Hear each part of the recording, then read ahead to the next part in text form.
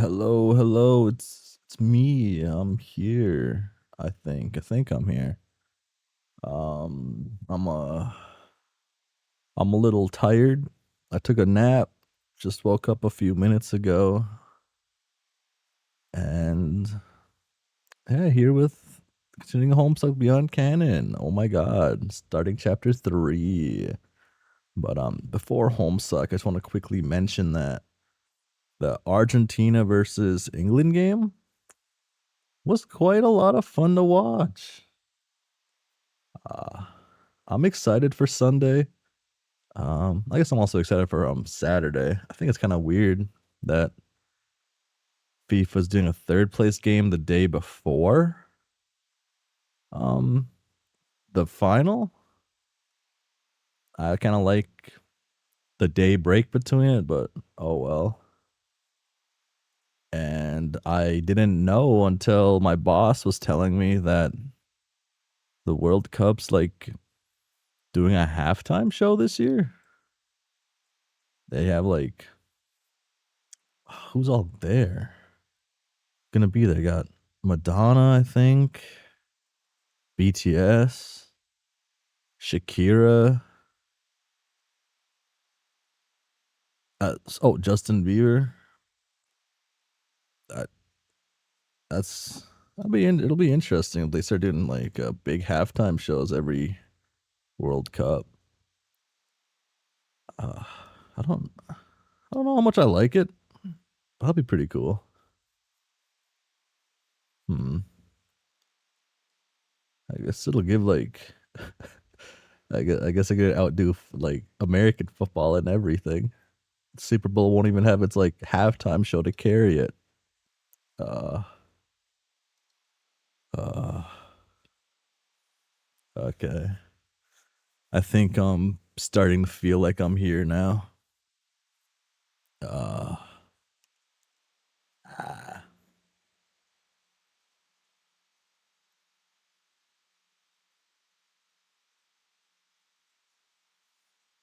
ah, okay, yeah, I'm here. I'm here. I think. Do this or yeah, we'll do this one. Boom. Okay. We're in chapter 3. How are your feelings? We got a green ship.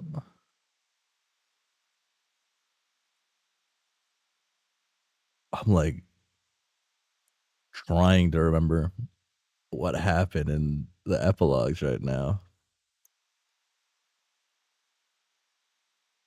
Whose ship did they?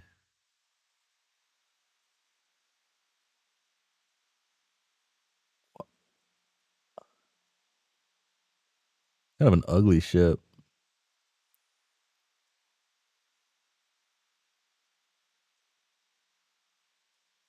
Oh,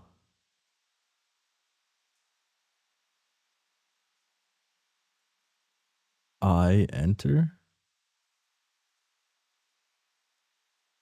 Oh,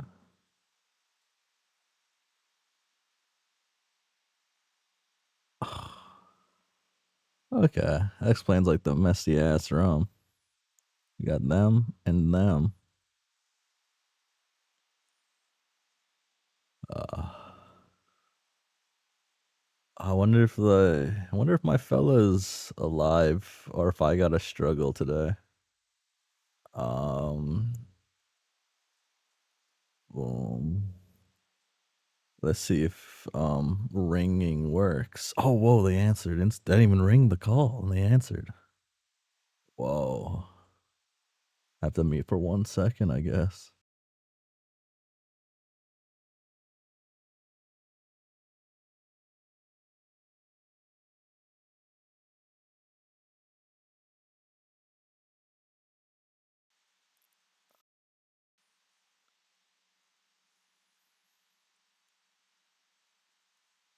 Okay, that's fine. Okay, alright, alright. Okay, I'm unmuting. I'm in Discord for a quick second. Okay, okay. See, girl, yeah, green ship coding says it's Jake's ship. It could. I mean, that's what I assume. I assume That's what I'm trying to remember what happened. If they took Jake's ship or they took something else. I assume. I have to assume. Seems like everyone took one of Jake's ships. I like this. Okay. Um, you're good. You're good to go, man. The prince's power grows.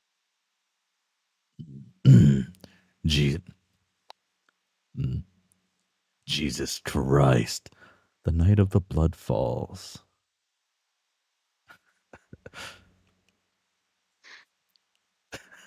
I feel him resonate through the void.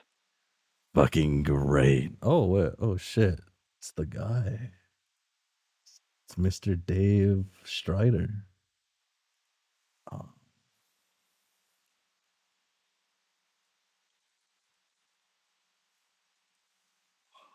I guess I mute for a second on Discord. Oh, here we go. I didn't have the video pulled up. I swear to this day possibly get any stupider.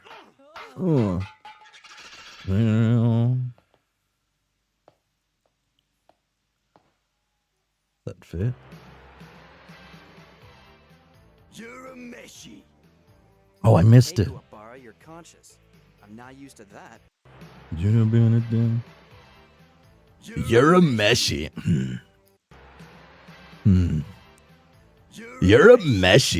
Oh no, I don't think I'll be able to do it as close as I want. I'm not used to that. That was a cheap shot last time. Close enough to what I was doing before. You're a meshy. You're a meshy. Dude, can you chill? Can you chill for like even a single fucking second? Also, are you okay? Carcat is characteristically appreciative of the alarm call. That's the ugliest way I've ever seen a sprite in this story.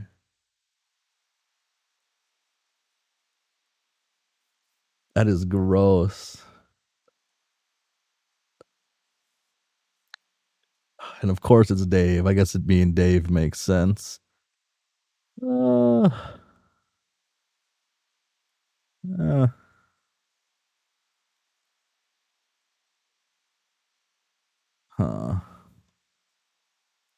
So I'll mute for this.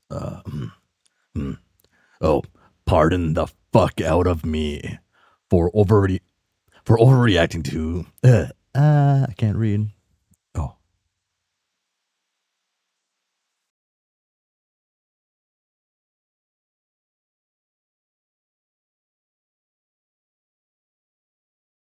Okay. Oh, pardon the fuck out of me for overreacting a little when my good friend possessed Jade bust into my respite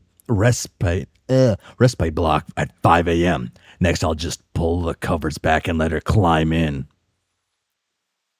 I am uninterested in that scenario. Great. Possessed Jade isn't even horny. How fucked up is that? How did you get in here? You're a meshy. Yeah, I may be totally misunderstanding the intricacies of next-gen technology designed by an idiot in micro shorts, but I'm pretty sure I locked that door. I unlocked it with my mind. Fuck. Fantastic. The prince's powers are growing, but so are mine. Wow. Cool. And you had to come in here at the ass crack of the morning to tell us this? Like, you don't float around like a creepy piece of shit all day as it is? Oh, is that all? Nothing else to say? Carcat, it's fine. Who cares? Yeah, you're right. Sleep is abandoned. Coffee sought.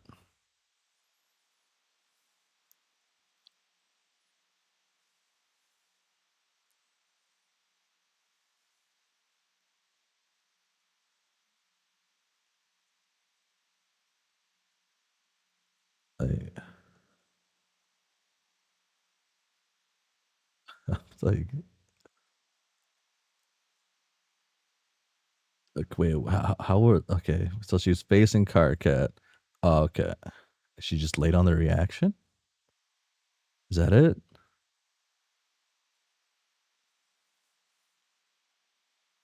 I'm bothered by how it's like.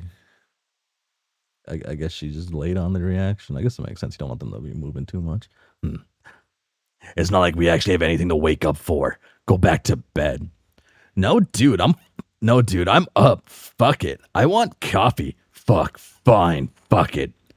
I need to use the gaper anyway. Oh, me too. Don't follow me. The rogue is also awake. Dun, dun, dun, dun. Wait a second. Okay.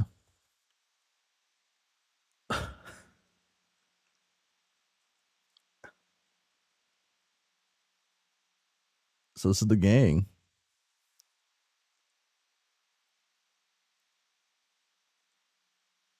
I don't know if I like the pink on the blue there, but hey, the glasses work, I guess. And what's up? It's a whole ass pajama party in here. Couldn't sleep. Jade woke us up by being creepy. Ow. Jade, why did you do that? What? Oh shit, there she is. I didn't even hear her follow us. Sometimes the girls just got to get her dripped on, I guess. It'd be like that. I preferred when all she did was float around and point at shit. At least that was quiet. Y'all want coffee? Sure. Yeah. Thanks. This is the me gang. Yeah, the gang's all here. I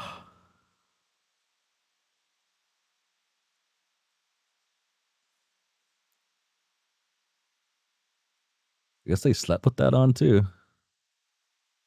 They slept in a long sleeve shirt. Both of them. Both. No, that's not long. Wait, what?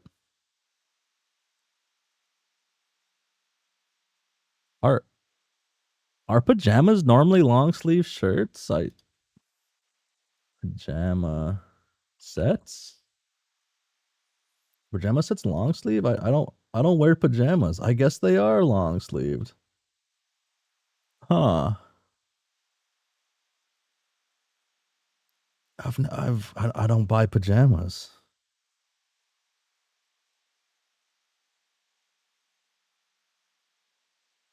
Okay. Huh.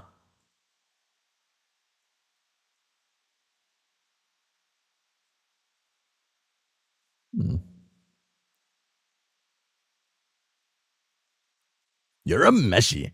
Hate to give it up to venture capitalism, but this coffee is eons better than the garbage we had on the Meteor.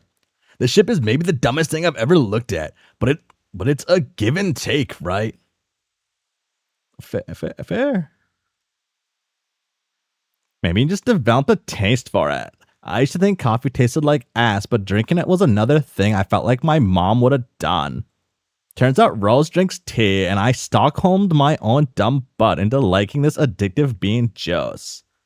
Well, I mean, who knows what she drinks now? Dirk Probs tossed the coffee machine out the space window right away. Dude doesn't believe in substances. I'm starting to like coffee recently myself. The prince is contemplated for a moment in silence.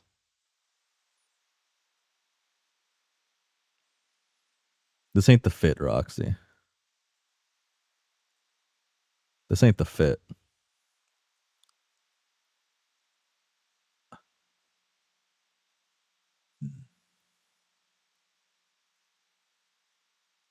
Oh.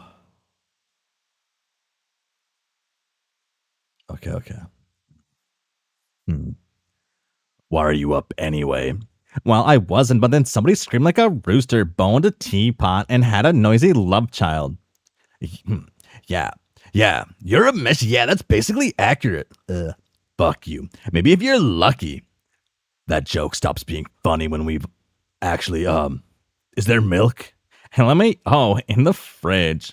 Where's Kanaya? I need K. Sleeping, I hope. Last time I saw her, she was on the 2nd floor. No, the 3rd floor observation deck. This place is huge. Yes, his initial outfit is kind of ass. I rate the fits. Terrible, awful.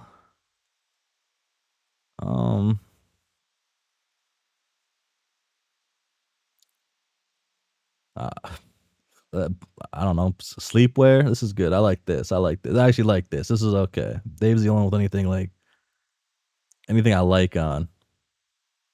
Oh wait, this looks way better there actually.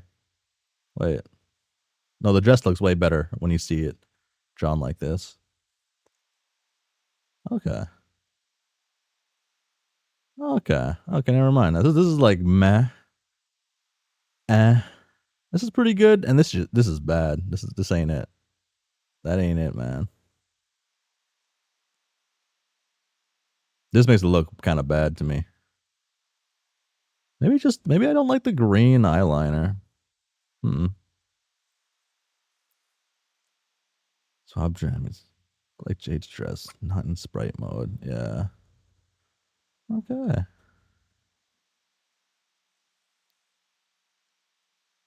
Those shoes are sandals. Probably shoes. They look like shoes. Okay. Where was I at? I was right here. Please. It's maybe 1/10 the size of a meteor. Yeah, dude. You're a meshy. Yeah, dude. You're a meshy. Yeah, dude. But that was basically a city. This is more like a castle. A castle of IDK. 20-something. Ini? I forgot to pronounce that word already.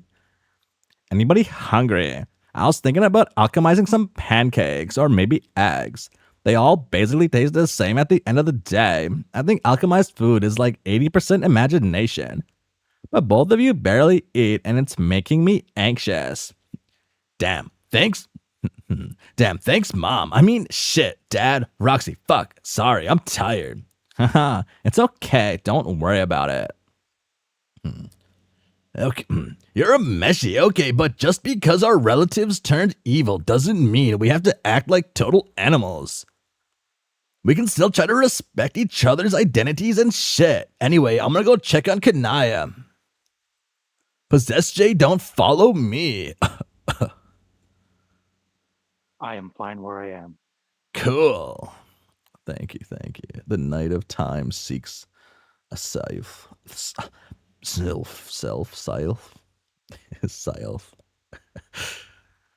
should start calling it that. It might annoy somebody. Might annoy 2 people.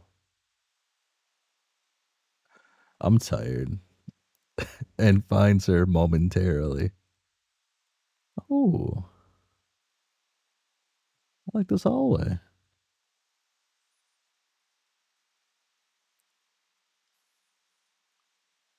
Scary. How's she gonna be? Oh. The hood's nice.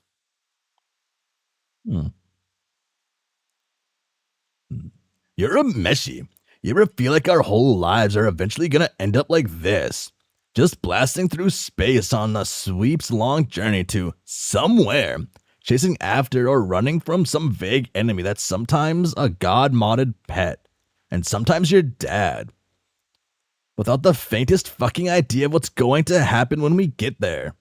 That's a little specific, but you know what I mean. Kanaya looks like a nun. Yeah. I like it.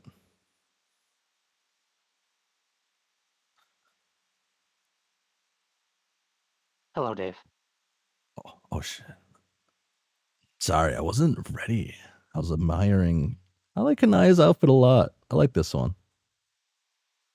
Yeah, good. Oh.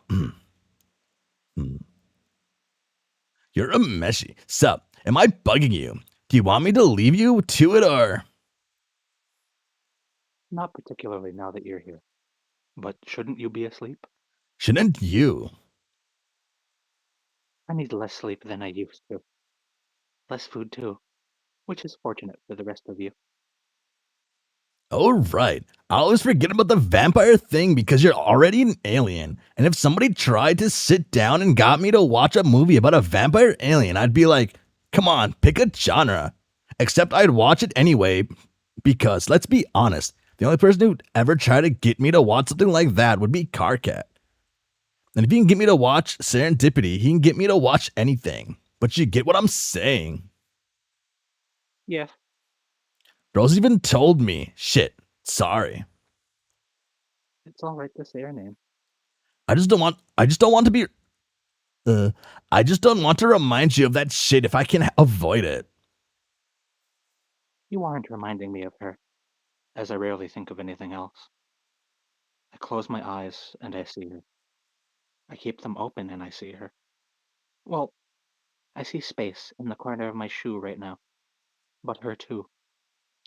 She's there, in the glint of fluorescence shining off the shoe, and she's out there somewhere in the sea of stars. Which just reminds me of one of the nursery stories she'd reserved to read to young broods of grubs back then. Oh, huh. I still kind of have a hard time picturing Rose reading to kids. Maybe a dick thing to say, but she doesn't seem like the type. I understand. It's one thing to come into the responsibilities of adulthood yourself, and another to dwell on those you were once close to, struggling with similar pressures. Growing up, so to speak. It's strange. Yeah. So what was the story? You're good. Oh, it's a Wriggler story about a young prince and the beloved flower he loved and lost. Flower, like a plant? It's a fairy tale, Dave. Right. A singular wild rose he failed to cherish when he had her, and his journey of discovering what she meant to him all along, culminating in a new quest to find her and win her back. The story comments on the nature of friendship, and of course, in turn, love. How once they connect, there is no distance or circumstance that can separate them. How the worlds in each one's mind take on contours shaped by the memories of the other. Places and moments, and orbiting passerby becoming more and more entangled in the context of their mutual affection, such as with a garden calling to mind an engagement once declared there, or something to that effect. That seems kind of whack for a kid's story. It's possible I am projecting slightly in this specific circumstance. It was just a metaphor, but in a way, I feel as if it is the greater universe trying to tell me something. It may simply stem from my longing to see her again, and how much is indicative of something more sinister. She is a goddess of light, and the only of her kind we know is alive after all. Maybe she's wrested dominion of the entire concept in all its appearances within this frame of reference, or within my personal frame of reference at least, and made them her own in some way, in some strange way. So I can't help but see her when I see it at all, whether it's a star or a light bulb. They all just leave her burnt into my mind, like the blazing imprint of an after image. I mean, it sounds like you think it's because she's a god, like she's wielding some kind of cosmic power over you. But if it was really true love or whatever, would you even know the difference? Hmm. I guess I wouldn't. Would you want to, for that matter? Like, isn't feeling that strongly connected kind of how you'd want it to be anyway? I think it's how I'd want it at least. Can I sit down? Of course, it's not my observation deck. Cool. Sorry, I know you say you got your badass monster powers, but Kanaya, you look tired as hell. Not that I'm trying to psych you or whatever, but you're waxing poetic in the dark, which I guess is maybe on brand, but still. Kinda worried about you, sis. You don't have to call me that anymore. In fact, I wish you wouldn't. It really hasn't ever been accurate. Yeah, well, I'm pretty sure Rose didn't serve you divorce papers before she left on her fucked up father/daughter RP. So you're still my sister. I mean, you could always decide to divorce her yourself, but I doubt you're going to find a lawyer in space. Unless Terezi is lurking in the vents somewhere, and now that I bring that up, it's actually not out of the question, so I'm kind of gonna be thinking about that one for a while. But yeah, this whole situation blows. You and Carcat didn't have to come with me. I know you have your own lives and your own mates with ship. No offense, dude, but yeah, we did. I wasn't going to let the only family I have left fly off without me. Roxy didn't have to come either. Debatable. Also, I don't just mean Roxy. Did you not just hear my heartwarming insistence that I think of you as my sister? And yeah, Roxy's rad, but our relationship is pretty fucking convoluted if we're being totally honest. You're the only person I know still basically the same as when I met you.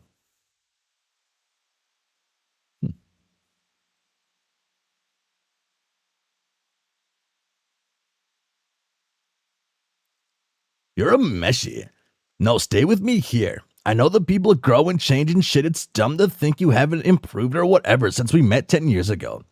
But Rose is gone, and Roxy isn't gone, but he isn't really the same as he was before. Maybe that's shitty of me to say, and I'm like leaning into my own internal biases. But talking to him feels different, and Carcat is the same big fucking tool he's always been, but our shit is definitely, different than it was before. But yeah, you can tell I can, but yeah, I can always still recognize. I am quite easy to locate in the dark. Yeah. Thank you. For what? For reminding me why I'm here. Cool. Since we are sharing in this human emotion called friendship, what about you? What about me? What? How are your feelings?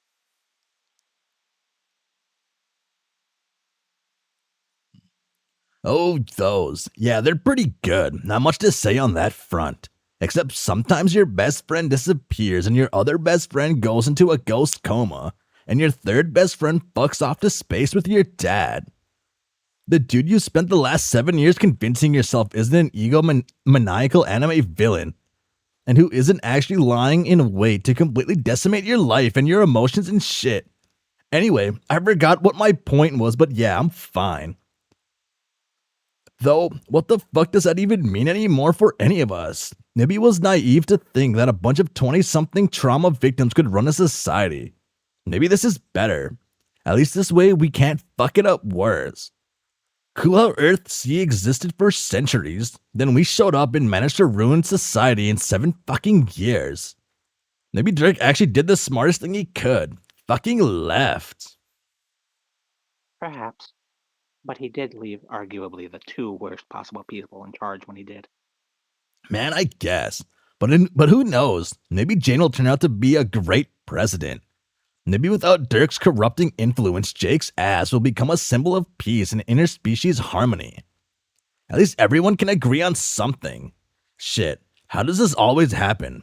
Every serious conversation I have inevitably falls apart into ripping on a casual acquaintance's ass. Not to suggest anything untoward, but you appear to be the unifying component in all these scenarios. Could be. But all that aside, I really do think we're better off out here. At least I am. Oh, I guess I mute for a second. Huh. Can I praise for barely arcing?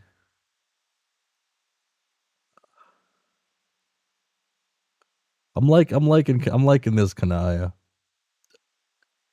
from like one conversation. Huh. Meanwhile.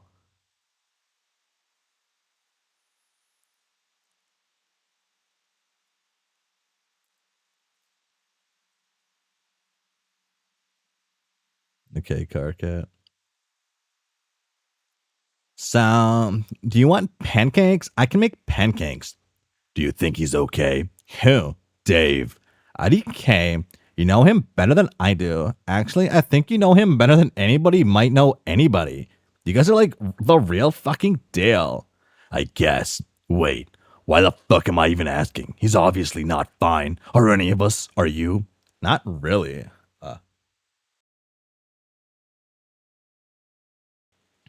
Oh, probably gotta adjust the voice. Exactly. Kanai barely even talks. Calliope won't leave their cabin. Jay just floats around like a creepy balloon that's mostly made of hair. The really fucked up thing is I might be the most okay out of all of us, which is how you know shit has really gone globes up. All of you lost your family. I just lost some people I sort of know. And the presidential race. And thank God for that. Fuck. Can you imagine how it would have shook out if Jake hadn't shit himself on stage? Probably way less smelly. I don't know why I left Dave to talk me into it. Jesus Christ. Nothing good has ever come out of me being in charge of Jack Dick. To be honest, I think Jane winning the presidency might have been the best thing to ever happen to me. Every time I've tried to lead anything, it's blown up in my face. Did you know that when I was a wriggler, I seriously thought I was going to be the guy to lead all of my friends to glory? I literally fought people for control of the team, and what ended up happening was literally every single one of my friends besides Kanaya died. Actually, she died. Fuck. I'm 0 for 0.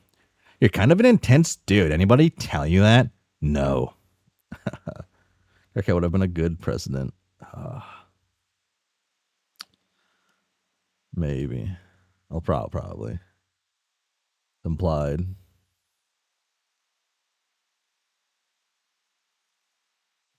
Four, five. Kind of like Tom Cruise kind of teeth, kind of. Right in the center.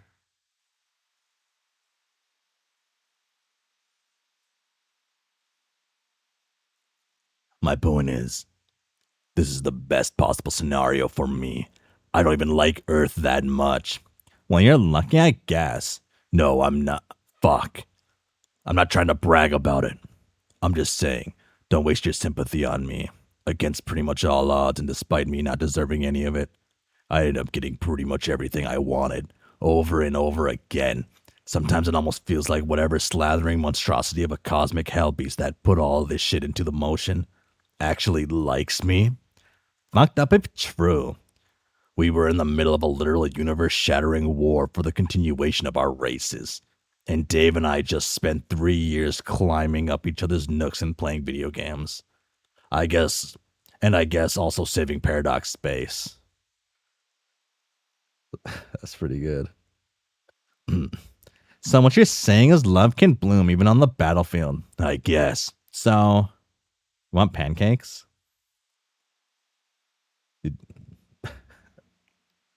Yeah. Okay. Oh, that was tiny chapter. Guess the chapters are kind of small. Oh. It was nice seeing these people. Are we going to see their counterparts now? Or the contest? Wait, who's still kicking? Are they all still kicking? No. Yeah? No. Yeah, they all are.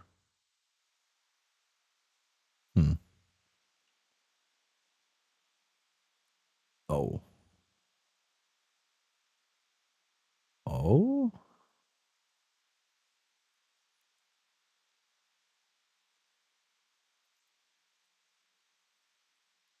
Bishy boys. As Caleb Warren put it. Huh. Light years away. Is it gonna be like Dirk in them? Or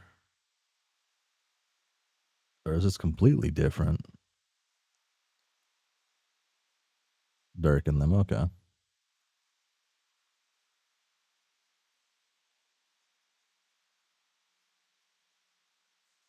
Hmm.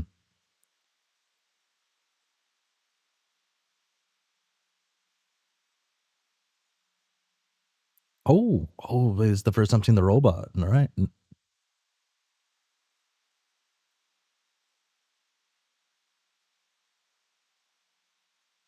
Wait, who am I paying for on Patreon? Oh, she's kind of bad. She's kind of bad. Sorry, that's my first reaction.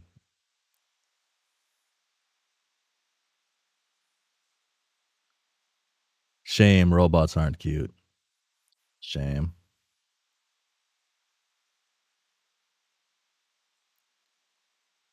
I don't know if I like the oversized like shoulder thing, but it's pretty good.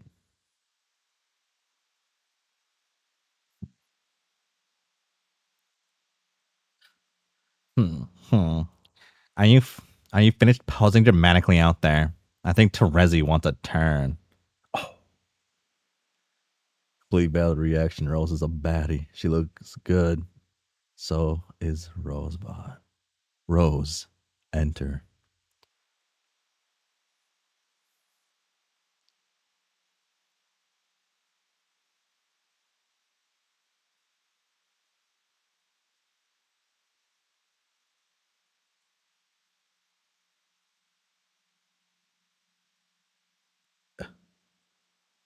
You fuck John Egbert, and then you start wearing the worst clothes imaginable. Okay. Okay.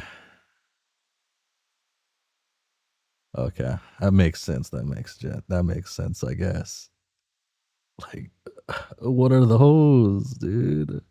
Like, I get they're like the fucking head. They look like the thing, but fuck, are you wearing?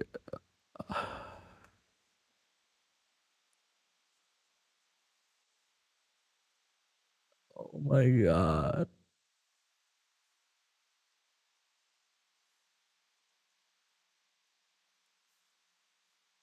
God.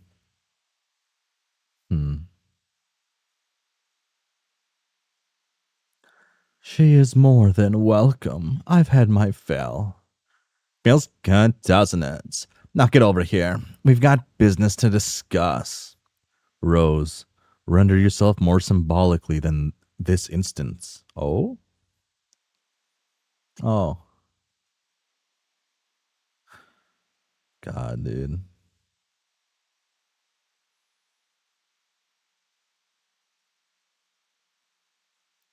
Were her fits always this bad?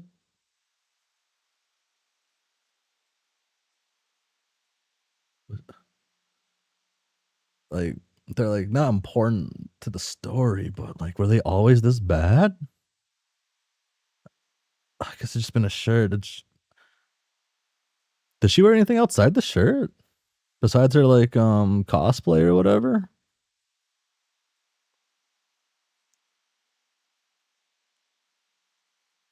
She wears that. I guess that's it. Damn.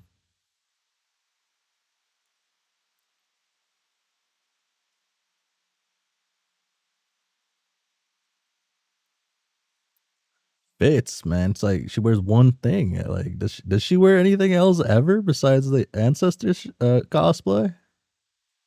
No, right? Fucking what's their name? Latula? Latula? Latula better have better fits. Oh, so that's their name, right? Latula? Fire up. Okay.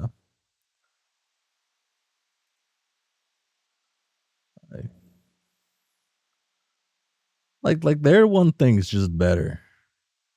Immediately they get to work with more because they're not a recurring. But damn. Terezi, you too. Terezi, you too. Ha. No thanks. No thanks. I'm God. And I should change it up. No thanks. I'm good. No. No, thanks, I'm good. In fact, now that we're here, I can't imagine anything worse than sitting down with you two for another little chat. You've ruined the very concept of talking for the rest of my life.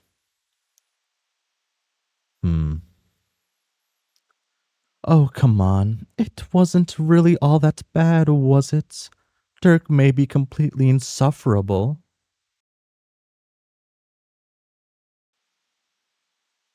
Thanks. But we had some pretty good times over the course of the journey, didn't we? I'm struggling to think of any.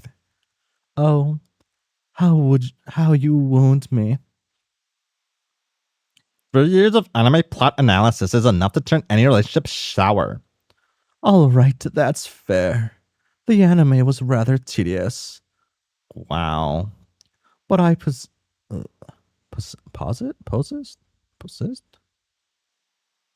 Oh, my brain's not function.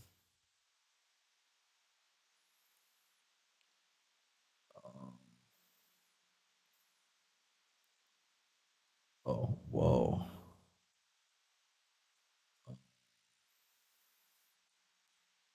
Like, pause it? Pause it. Okay. It is pause it. But I posit that it could have been much, much worse. At the very least, none of us succumbed to substance abuse. Or re-succumbed, I guess I should say. The perks of not having an appetite or liver in my case. In yours, I'm actually not sure. Perhaps the underlying cognitive dissonance or trauma you were originally trying to distract yourself from is no longer a going concern. Or, no, wait, that's not the right. I'm thinking of a different Terezi. Or maybe I'm thinking of a different me. Maybe the different me is thinking of a different Terezi, and I'm just witnessing the thought happen as a bystander. It's much the same thing at this point. And I suppose I'm also prematurely ruling out the potential of anime functioning as an abusable substance, in which case I've got very bad news for all of us. We may need to formulate a 12-step plan. Let me know if you show any signs of withdrawal. Huh. Browse? Oh my god. My point couldn't have been made any more obvious if you sat on it. We may be in complete agreement about Dirk being a tedious nook wipe. Are we? Shh. But newsflash, you aren't actually any better. Sleep without sulfur doesn't come easy to my species, and yet I somehow managed to spend 4 good chunks of our 3-year journey unconscious. That's fucking tedious. That's how fucking tedious the two of you are. And the worst part is that neither of you actually have the decency to do anything legitimately awful. You just sit there and drone on, talking about things that don't matter and asking questions that don't have answers. We're on a new planet, seeing things which have possibly never been experienced before, and all you can think to do is hole up in a cave and regurgitate completely pointless bullshit. It's called philosophizing. Well, it should be illegal as far as I'm concerned. Stop calling her that. Okay, I'm done. Screw you both. I'm going to go introduce some plants to the troll emotion we call terror. Well, if you change your mind about the philosophy, I won't. Okay.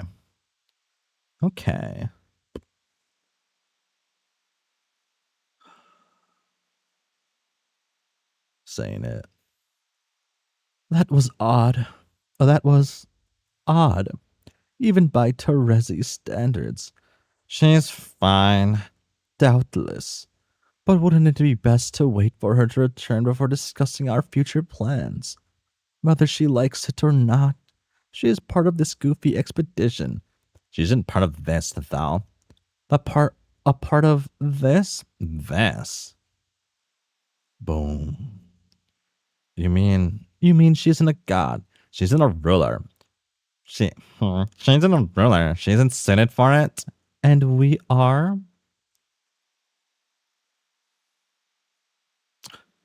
Still looks goofy as ever. Come on, you know that we are, but I think I can present a pretty convincing case if we need. So you want to have a dialectic about it first? Just to be sure, I'm game. Where shall our allegory begin? Beg pardon? Oh, come on, the cave. I have to say I'm a little disappointed in you. 3 years and not once did I witness you replacing any parts of the ship. How are we to jerk ourselves off philosophically if you don't lean into your clumsy illusions? It's a fair question. But since the name you suggested was nothing more than a very juvenile play on words, I can't say you've got much ground to stand on. What's juvenile about the can't? Nothing. At least not when you say it. It's not my fault you sound like a gay cowboy. Sigh. See what I have to deal with. And yes, I'm still here. For the time being, I want to keep things brief, narratively speaking. Lack. We can have this argument later. I'll pencil it in. For now, we need to talk about Deltritus. Deltritus? I just have to socialize with those YouTubers that create theories about children's media.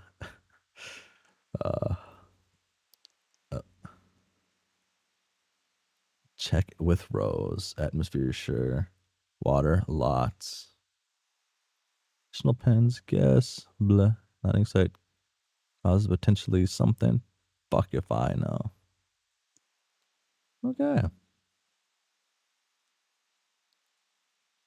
I'd like to suggest a preliminary topic of discussion. Shout. Or rather, a point of constructive criticism. That's name. Yes. It absolutely blows.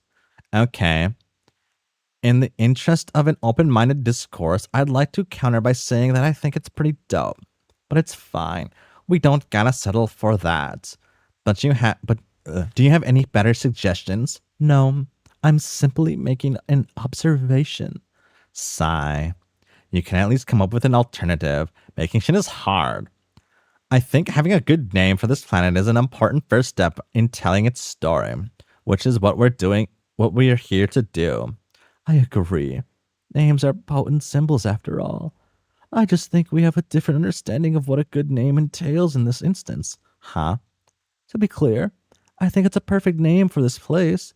It's just that when it comes to habitable planets, I like to think there's some unwritten law of our reality which dictates that the name should be either boring, like Earth, or insufferable, like Alternia or Before Us. Or Deltritus. All right, I get it. Deltritus. Insufferably boring gets you bonus points. I think that's partly the point of it. It's a name to be lived on. It becomes kind of furniture, so to speak. Or I suppose you could see it as a place of origin. The absolute 0 point of growth, kind of like a family name. A name some people are always trying to leave behind because it's the only way to be sure that one is moving at all. It's the dirt beneath your feet. So I suppose, in a way, every planet is Earth.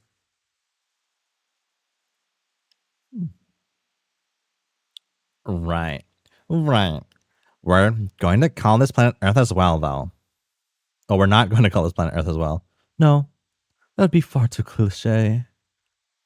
Quadruply so. Even Deltritus it is. It's amazing how you managed to both shit on my idea and make it seem a lot better justified in hindsight. Well, of course, I'm an author. I ply my trade on well-justified bullshit. Anyway, to business again. Yeah, the point is, we will be building intelligent life on this planet from scratch. That was one of our key mistakes with Earthsea.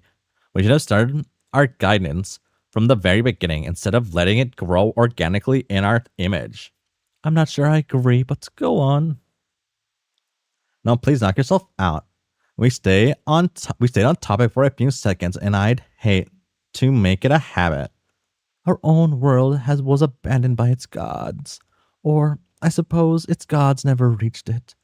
The trolls beat their game, but were unable to actually claim the reward and take their place in its pantheon. In a sense, our creators abandoned us. And while I can't say that our world developed well, I don't think it would have been better off being guided, especially considering who would have been doing the steering. Although I guess you can't prove that kind of negative statement. Anyway, what exactly are you proposing? Ever heard of the watchmaker's analogy? Yes. Damn, okay. Humor me anyway. So you're an alien and you're walking on a beach. An Earth beach, if that wasn't clear. You're an alien who has never come in contact with the human race before. So say you're an alien and you find a pocket watch on the beach. You've never seen anything like it before, so you pick it up and open it and try to figure out how it works. You see all the gears moving smoothly, all the pieces fitting together in a flawless interlocking pattern. Looking at the face, you realize that it keeps perfect time. You, the alien, ask yourself, how could something so perfect with a flawless form suited to its task have come into being? And so the argument goes. Someone created it, time needed to be told, so a craftsman made something to tell it. Exactly. This analogy always struck me as extremely contrived. Yeah, that's fair. I mean, how many fucking pocket watches does one usually stumble across on the ground randomly? Fuck it. Who stumbles across a pocket watch anywhere? This isn't the goddamn 1800s. That point in history when people were famously tripping over errant clockwork every time they went outside. And don't forget, there are aliens in this version of history too. Yeah, I think I might have made up that part, though. Probably wasn't part of the original. Although, considering the version of Earth's history I was familiar with, I guess the aliens end up being the most believable thing in the whole setup. I suppose, in a way, this argument's own existence fulfills the same philosophical...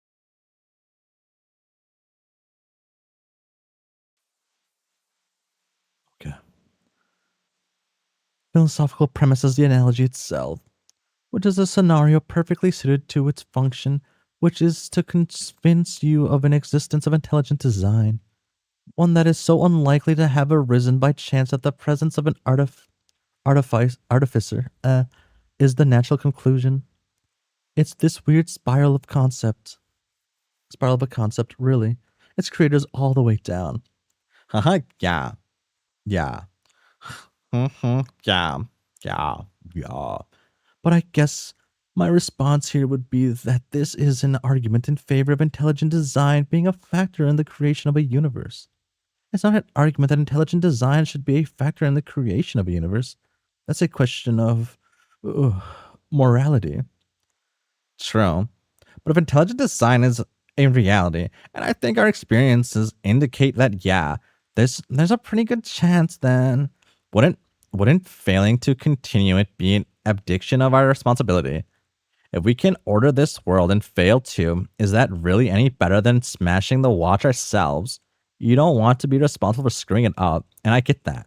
But failing to act isn't any more morally justifiable than acting wrongly. So it's really a moral argument that you're making. It sounds like we've detoured into the trolley problem here. Or maybe derailed is a more appropriate descriptor. I hope nobody is tied to the tracks of this conversation, at least. Browse, you're avoiding the question. You came to this planet, you saw it in your mind's eye, and chose to come here. More or less. Wasn't that because, on some level, you wanted to have a hand in its future? Maybe. At least I think so. It's a bit hard to weigh my motivations for coming against the reality of what we're proposing to do here. In the sense that I'm not sure quite how to even go about making that kind of calculation. I want to create something wholly new, something that's ours. But I can't help but wonder, what right do the two of us specifically have to do that? We won the game, though. We're literally fucking creators. We have as much of a right as anyone possibly could. I'm not sure I feel good about putting that victory on my resume. especially not since so much luck was involved while the conclusion was simultaneously determined from the very beginning. A paradox is typically of a complete mess that is our lives, and which possibly makes no sense to anyone but us. I suppose that's the point I'm trying to make. We quite possibly know more about our reality than anyone else ever could, which you could say makes us plenty qualified. But it's that self-same knowledge that tells me that maybe nobody could ever be qualified for this kind of creative endeavor. She's avoiding the question again. It's amazing how one can technically have the maximum amount of metaphysical personal awareness possible and still not notice these sorts of things. It's stuff like this that makes me wonder sometimes whether there's anything about myself that I'm missing. Then I throw that wonder in the garbage can and turn the incinerate setting on. That was a little bit of ironic self-deprecation on my part. I know that recently I've made a habit of simply discarding things that are pointlessly difficult or irritating, or if you're so inclined, uncomfortable. It's something I learned in order to cope with, well, never mind. It's better this way. And I'm not gonna air my trauma or whatever in front of y'all. The point is that knowing about it doesn't mean that I don't do it, and nor would it necessarily make it easier for me to stop if I wanted to. Personal failings, if you can call this one, don't work that way, I would know. I also know Rose is probably just the same. She sees it happening and can't stop it, and takes a strange pride in knowing herself so well. And at the same time, she feels hurt to be so utterly predictable to herself. But that's a pain you have to lean into when presented with the sum total of all possible knowledge. I suppose this actually I suppose this actually kind of answers the question about the ultimate self-awareness. Damn. Did we just identify and then immediately solve a mystery in the space of a few paragraphs? I think we might have. Good work, us. Even so, I want to do this. I have to want it. How could I not? After everything we gave up to make it happen, walking away at this point would be, well, regardless, we don't have the option. The Theseus is totaled. I almost want to make a joke about us not getting insured, though I'm worried it might indicate what Dave would call early onset responsible adult syndrome. It's easy for him to make fun of us. He's immune. Possibly. He certainly wasn't showing any symptoms at his last checkup. But that was well over 3 years ago at this point.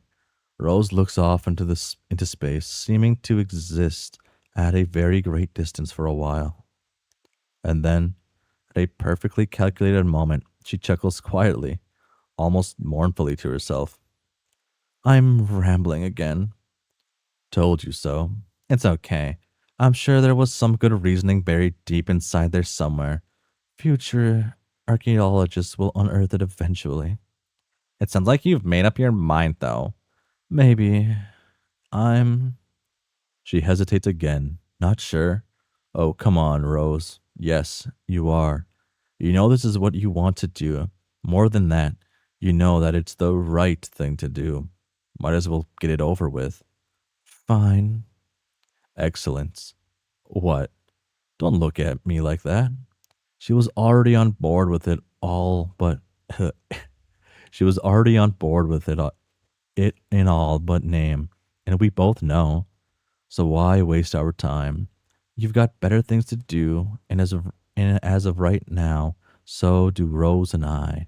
I cordially invite you all to fuck off with your judgmental attitude. By which I mean fuck off right back here because we've still got important exposition to deal with. You mentioned playing a game together. I take it that this is involved somehow? Bingo. And I take it you have a format of play in mind as well. Yeah.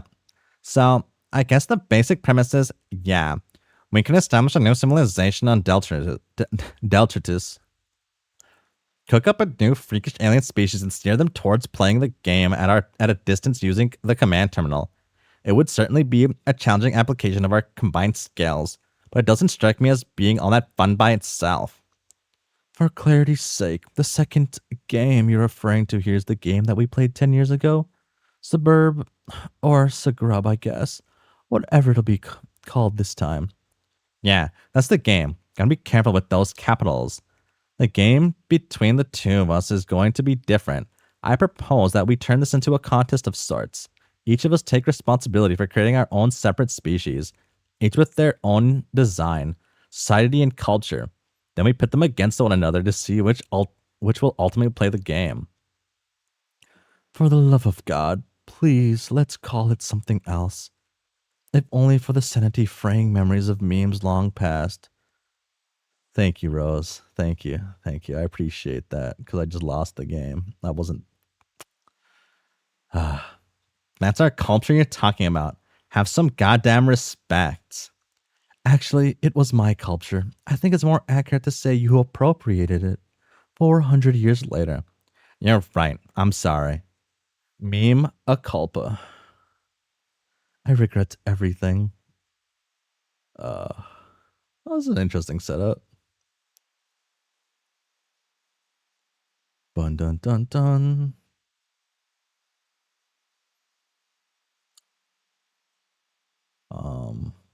Horse people. I don't know. Moody. I don't know.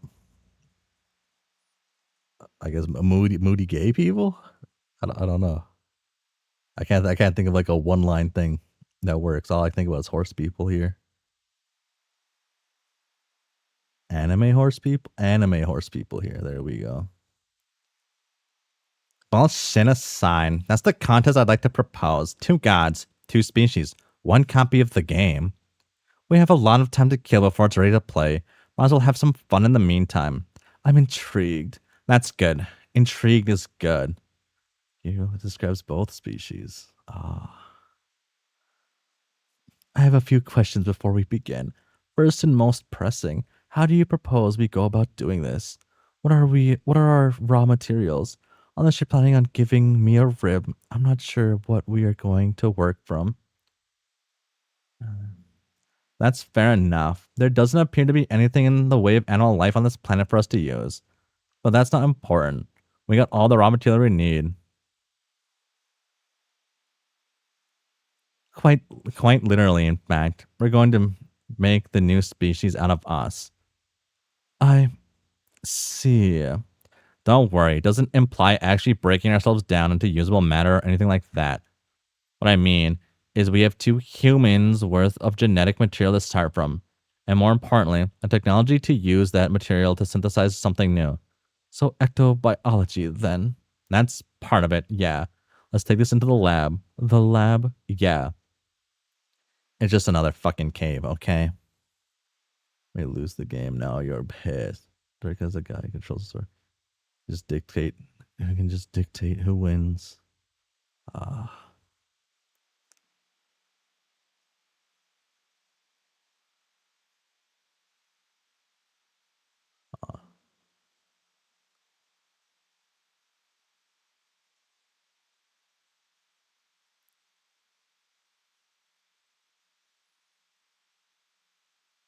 This looks out of place. The tubing looks out of place. I guess because it's flexible tubing, it looks weird.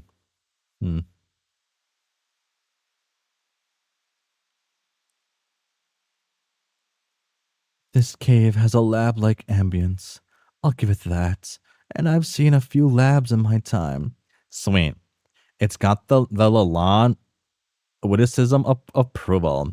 No honor can be higher. I'm sure I could have come up with something better if I wasn't still internally reeling at the prospect of us becoming our own biblical progenitor. I can't.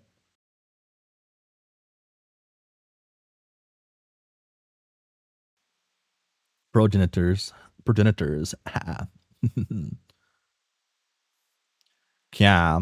The old bearded man in the sky wishes he had one of these babies, though. All he had was heterosexuality and a very long con.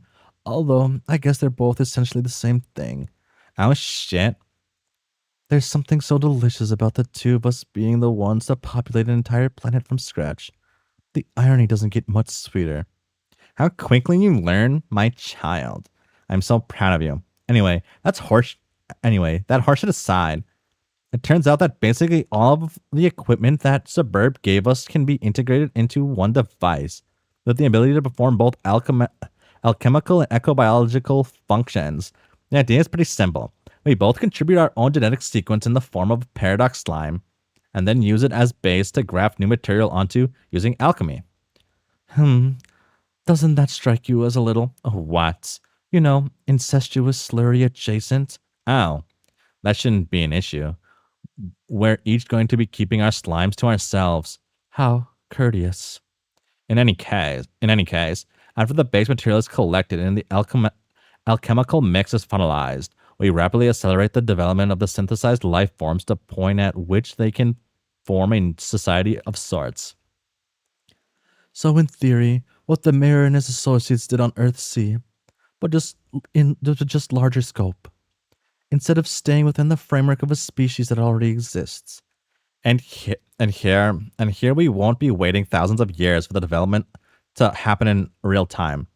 This plays to our advantage in more ways than one. For one thing, it's pretty clear that we aren't gonna get this right on the first try. I've been conceiving of this as a long game of many individual moves, each of us building and advancing in response to the concepts thrown out of by the other. Think of it as a collaborative world building. All those D&D nights on the meteor finally turned out to my advantage. Okay, I think I understand the premise well enough. Why don't you start things off? Roll the first die. All right, sweet. Boom. Brobelerone. But first things first, getting a hold of myself. There's about 15 different unfunny jokes we could make about this, but let's just fucking chill for once in our goddamn lives. Agreed. And I'll make no mention of you sucking yourself in any capacity. God shitting damn it.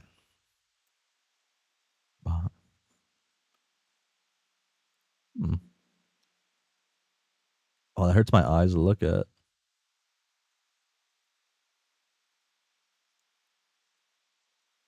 Next step is adding mutations. We can use any old shit for this. Literally any capture logged object can be added into the mix by inserting its card into one of the slots here. And by using a combination of ends, ors, and so on, we can apply the science of alchemy to the ectobiology, alchemical biology, if you will. In the original process of breeding the Genesis frog, we'd be doing kind of the opposite, screening out distortions in his divine genetic waveform, so to speak.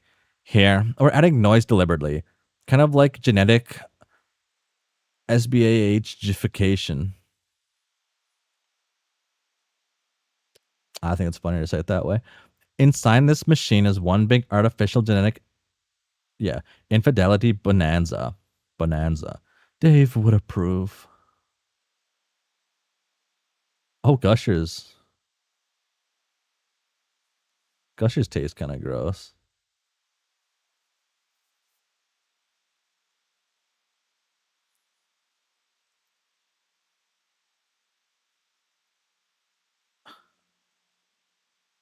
Oh, that look. Stop. I thought you had to punch the cards to use them in the shunt slots. I recall devising a sequence of analogies for the process in my walkthrough once upon a time. Hardly my best work, but the principles were sound. No, you're right. I was being politely self-effacing. Dirk, you didn't have to agree with me. About the holes in the cards, I mean. I'm not really sure why we don't have to do that anymore. I think this machine punches the cards with the correct pattern once you put them in, although the implication is that it somehow reads what is on the card in order to punch it with the holes which enable it to read that same information. That sounds like an appropriate degree of profound ridiculousness. I love it. Yeah. I'm a bit surprised you remember anything about this shit, even though we can't technically forget anything anymore. Me too. It's amazing what pieces of inconsequential information your mind can recall at a moment's notice, a whole decade after they were last relevant or interesting to anyone. I think I missed this. Oh. Okay, that should be everything taken care of. This will be my first move, the opening gambit in the grand game of fate for this planet. All that remains is to see the results. Indeed. Press the button, Doctor. Dirk. Push the button. Oh, I can't read that. Oh, well. Boom. Ooh. Ectoalchemalized.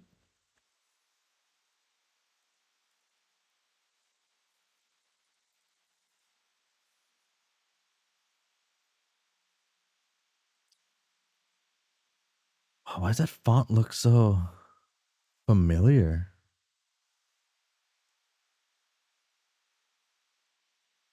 Boom. Behold.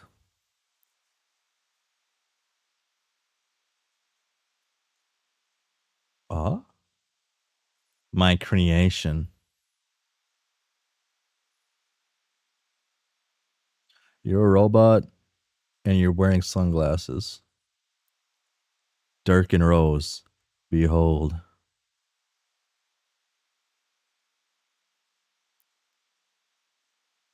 It's completed.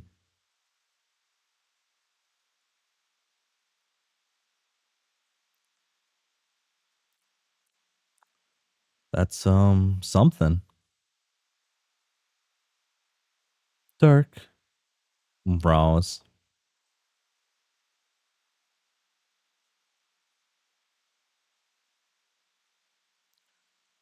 Game on.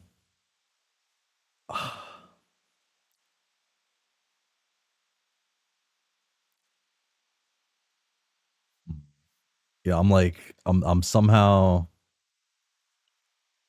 less interested in the Terezi part of this story right now. What's she gonna do? Talk to herself? Text Vriska? Why text Vriska?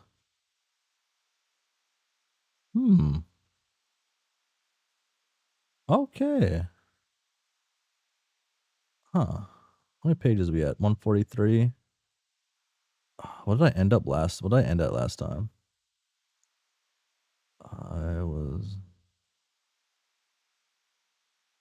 95. Okay. Huh. If she was wearing a better fit though. If she had anybody to bounce off of, which I think she kind of does. Okay. But give me one moment. I'll be right back. But before I come right back, you know what? You know what? I haven't pushed this button in a long time. Hi. There we go. I haven't pushed that button in like 30 years. I don't know how it like affects whatchamacallit. That'll be interesting. Huh. I thought it would do something different on does it get its own thing? Can I like I broke it. No, but it's its own no, it does not get its own thing, so I can't put it into I can't put that in OBS like I guess I should experiment with that later, but I'll be right back.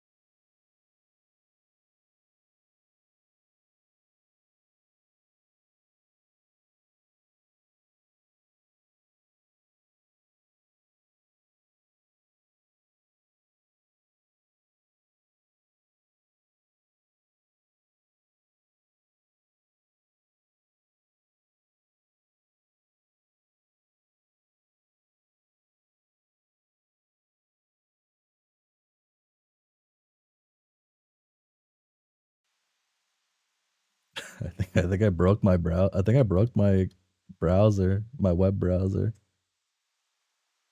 I think it's busted. Is it busted? Try refreshing this. Ah.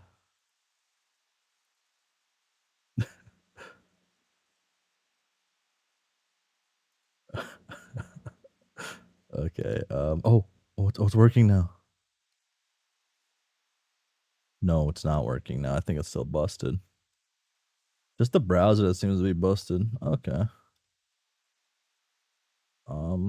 I can work with that. I can work with that. As long as everything else seems to be working fine, which it does. Bitrate is a little lower than normal. I forgot to change bitrate. I mean, that doesn't change stream much, but. Chapter 5. Your eyes have been closed. Boom. A horse. Tentacle. Oh, it's gonna be like gay horse people versus I don't know, gay squid people, octopus people. That's the play. Okay, I see it now.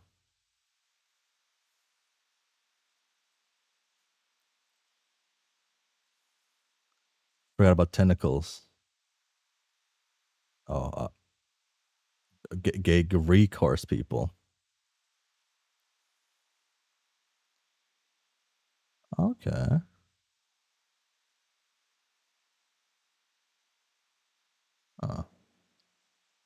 What do you see?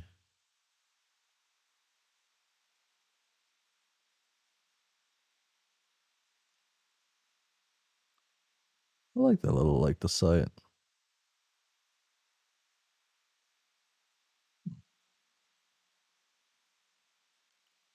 The dissonant hum of struggling mechanics fill Terezi's ears as she sits, cross-legged, on the floor of the now ruined engine room. She likes it in here. The soft white noise ringing of the extensive ventilation network sounds.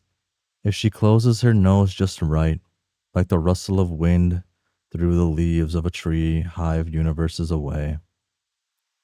The warm thrumming of the machines at work is accompanied by blinking lights that taste like rainbow sprinkles as they flicker. But Terezi isn't distracted by the main object of her focus. The unconscious body of Rose Lalonde, bathed in dim light, chest rising and falling in an artificially induced slumber. Wires and tubes run up from her plinth to the ceiling of the chamber, keeping her alive, yes, but too much just for that purpose. Something about the tangle of intravenous tubing and fiber optic cable makes Terezi think of the old stories of Ionic. Her train of thought is interrupted by metallic footfalls and the screeching sound of a broken airlock door sliding. There you are. There you are. I haven't seen much of you. I've been right here for hours, but your eyes have been closed the whole time. Rosebot turns her head to look back at the frail, failing vessel that once housed her consciousness.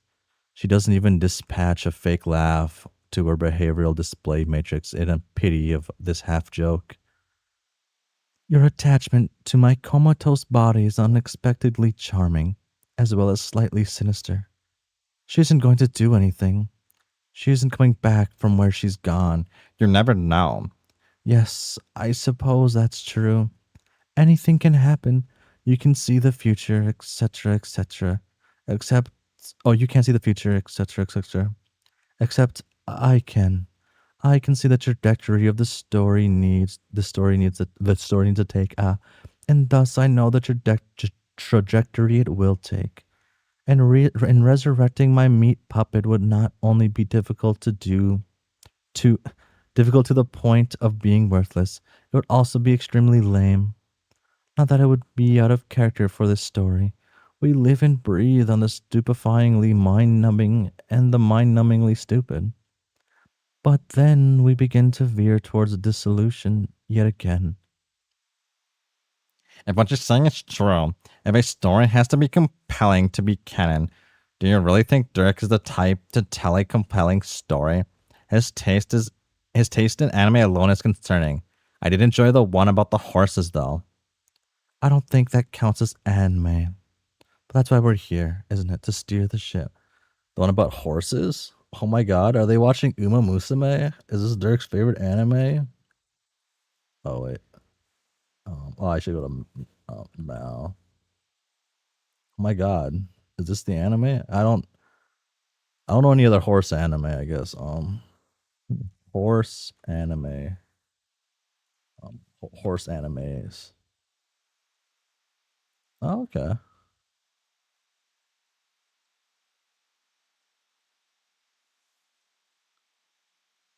Hmm. Oh, okay, yeah. You think it's MLP? Oh, that would make sense, yeah. I was just thinking of the animes. My Little Pony makes much more sense though. Because it is better than anime. Oh, right here. It says it right there in the next line. I don't think that counts as anime. But that's why we're here, right? Isn't it? To steer the story the right way. I guess. But you're not enthusiastic.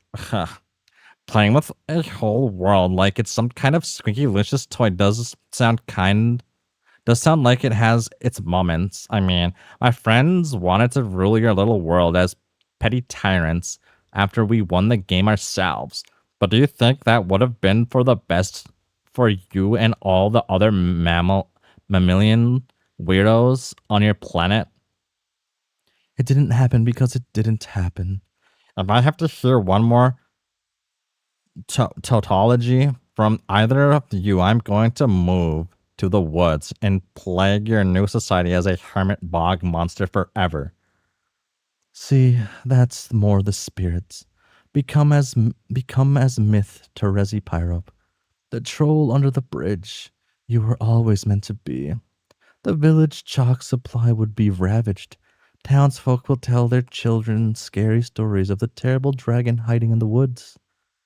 If they're not good, she might emerge from the swamp and moralize at them. Just because you've elected to abandon the concept of good and bad entirely doesn't mean I don't still have moral reservations. But this isn't about that. I'm talking about the basic ability of intelligent beings in all real and hypothetical planes of existence to give a shit. I don't give a shit. And honestly, I have a hard time trying to understand why you do. Where did this come from? You didn't do much world building when you fucked off for eons and let chess people build your planet. That approach failed. Without an organized antagonistic force, the planet became fundamentally unsuited for relevance. Its dissolution was inevitable, and our fellow victors couldn't or wouldn't see. We only know of one way to perpetuate canon for sure. To play and defeat the game, and continue the life of the Genesis frog we cling to parasitically. This obviously has destructive consequences once we spared the earth by coming here and starting from a blank slate. Now it is protected in the steady hands of a duly elected ruler, sure to have a boring and uneventful perpetual term in office. Blah, blah, blah, blah, blah. So you feel bad about how much you guys were big teen failures and want another flip of the coin. No, I don't feel bad. I don't need to bargain with the past or question it. Everything that happened brought us here. An imperfection mechanism, to be sure. Rusting in points, barely functional in others. Occasionally relying on the labor of strange clowns. As the sheer number of doomed universes our actions in the game spun off should show, we barely understood the design at the time. Truly, we stumbled through the tape of the finish line ass first, cheating all the way. But there was no table of judges waiting to adjudicate.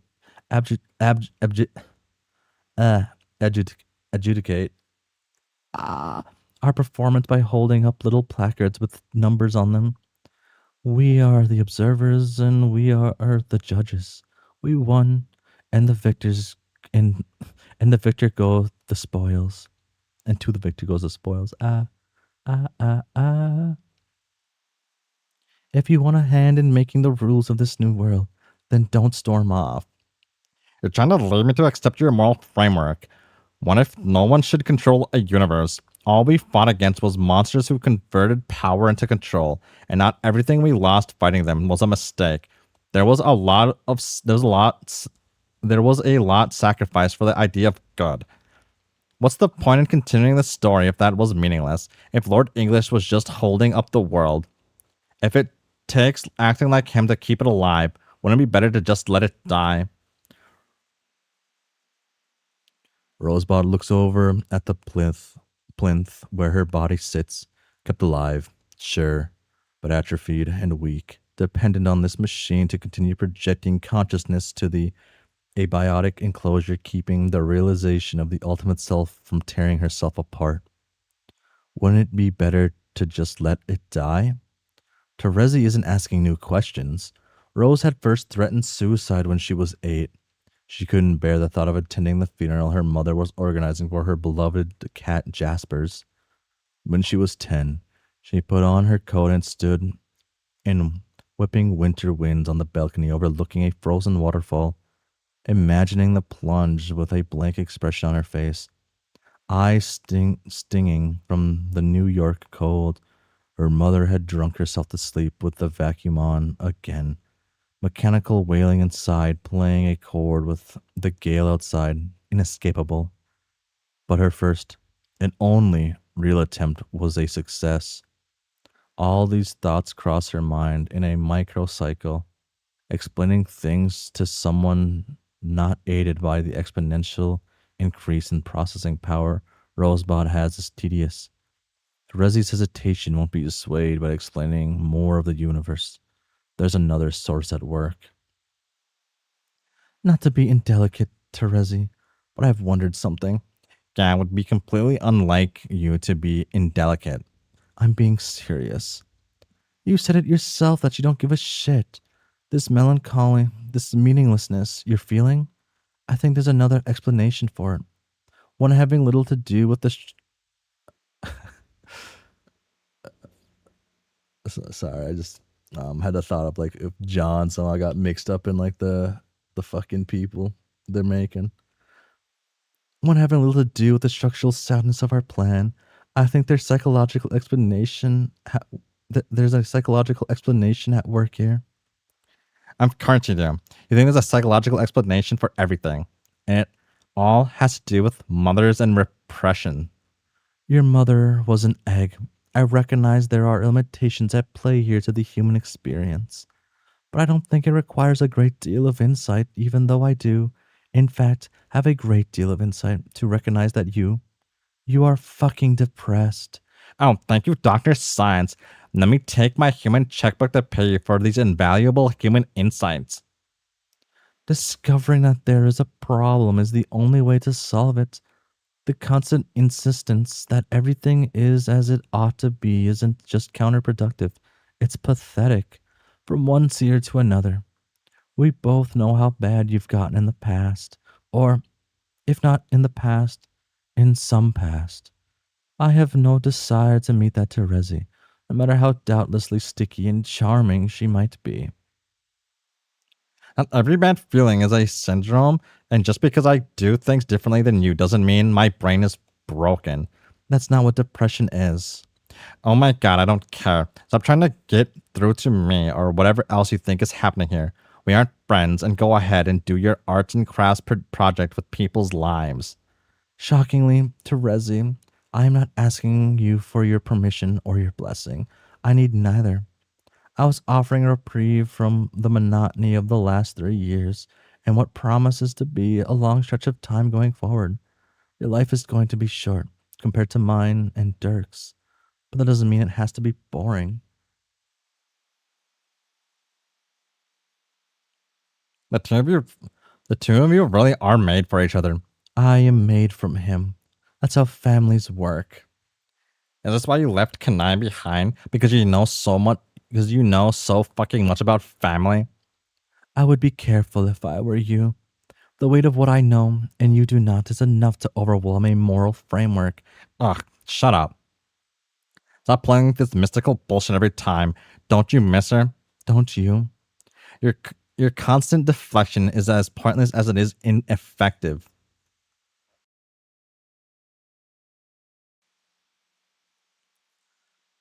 My feelings are irrelevant. There is nothing to mourn if it all dissolves. Not even the capacity for grief.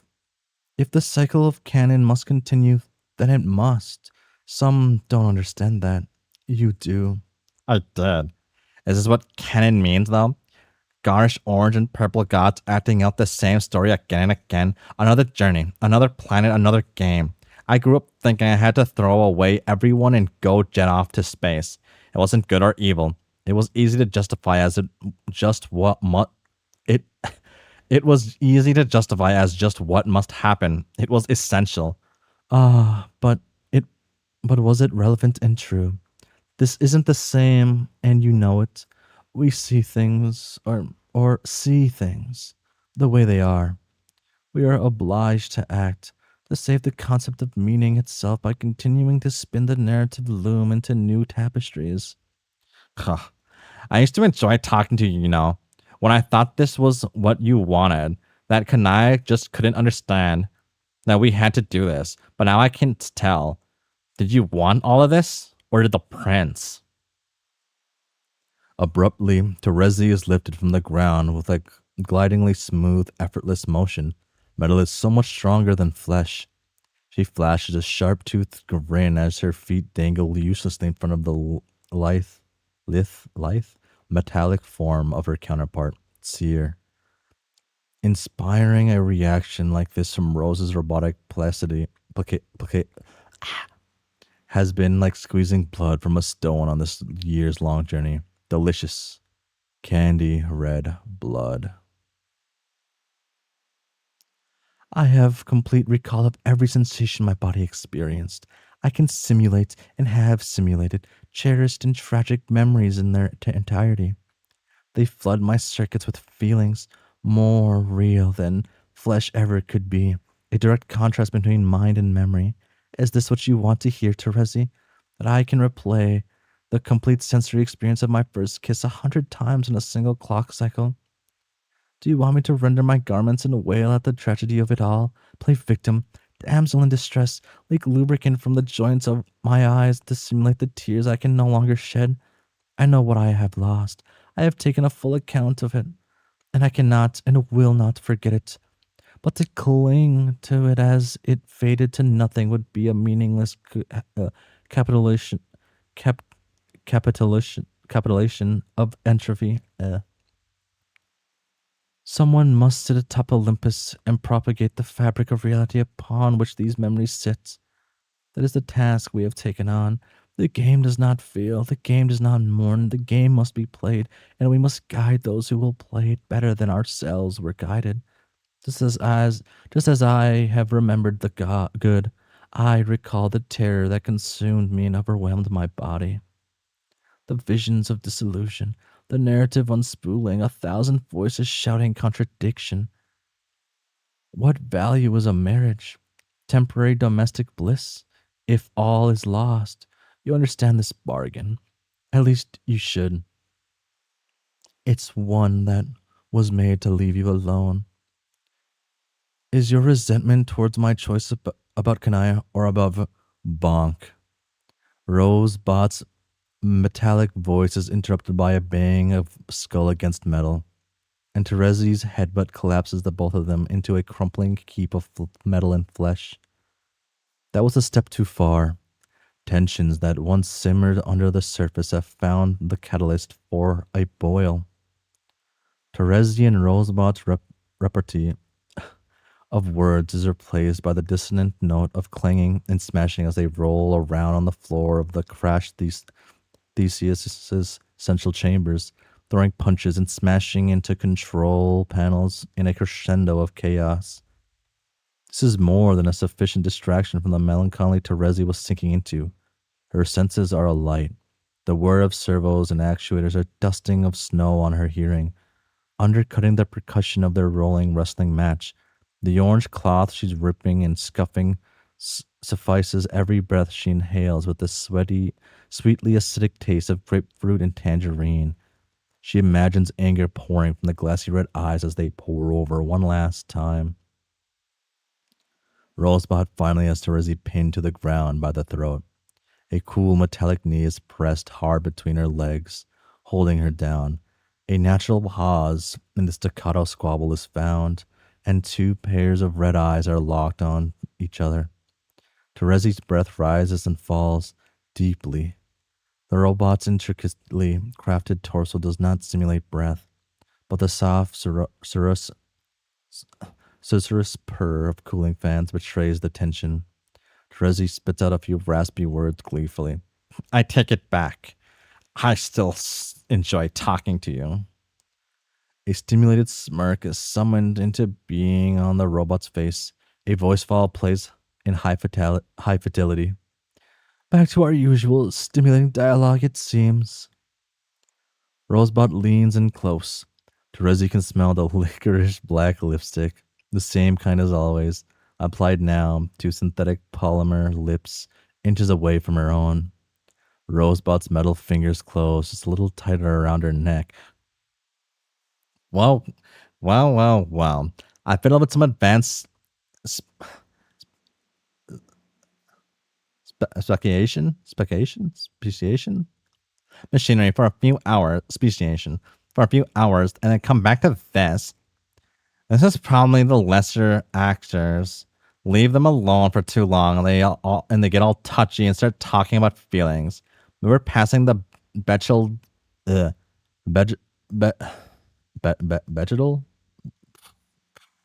Oh whoa! I can't read.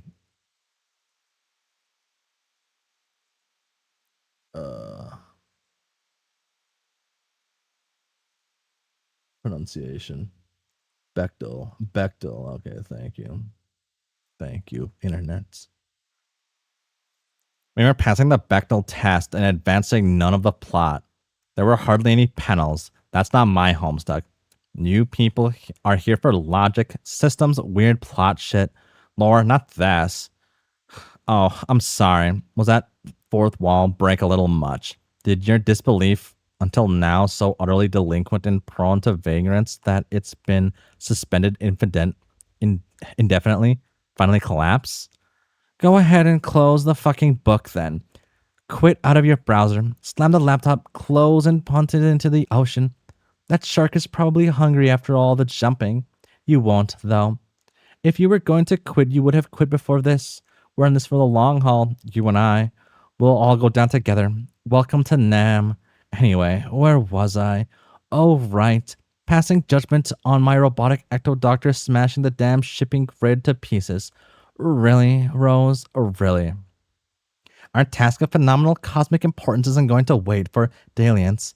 I've just mastered fine-tuning parasodactyl hooves with this machine and need my co-monarch back. Plus, what would dear sweet Kanaya think? Oh my god, shut up and give us some privacy, nerd. Fine. Be that way. I'll just get head start on my species then. It's only the fate of the new planet on which the weight of saving universes lies. Avoiding the warranty of a complex piece of machinery is more important to you than all that. Go ahead. I've got better things to do. Fucking.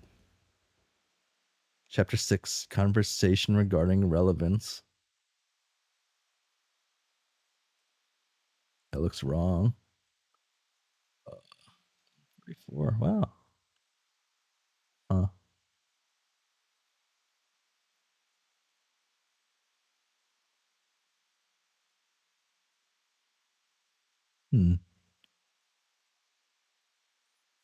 Oh wow.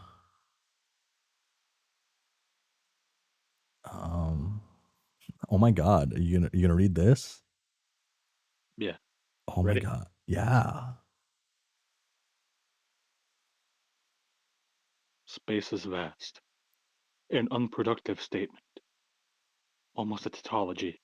And although tautologies can be worthy thought exercises, they become virtually meaningless when it comes down to the actual transmission of information. I believe it is for that reason most beings don't use them in day-to-day parlance. The lives of the many are far too volatile and instinct-driven to want to waste time saying that which is already true.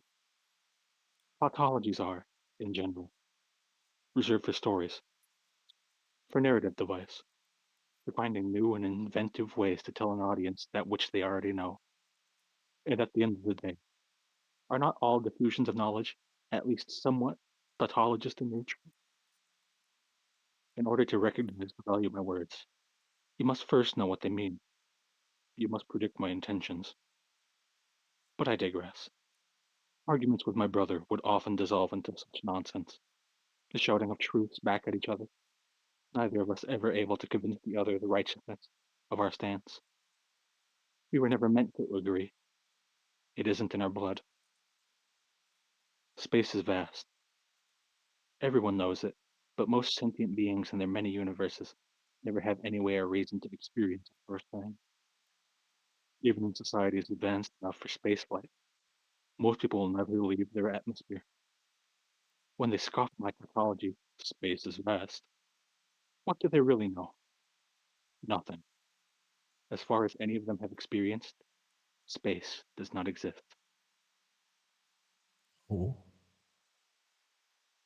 you're good to go on the next one. Very few have stood and looked into the abyss, the true gulf of nothingness that spreads out around a single point of consciousness, adrift in a constellation.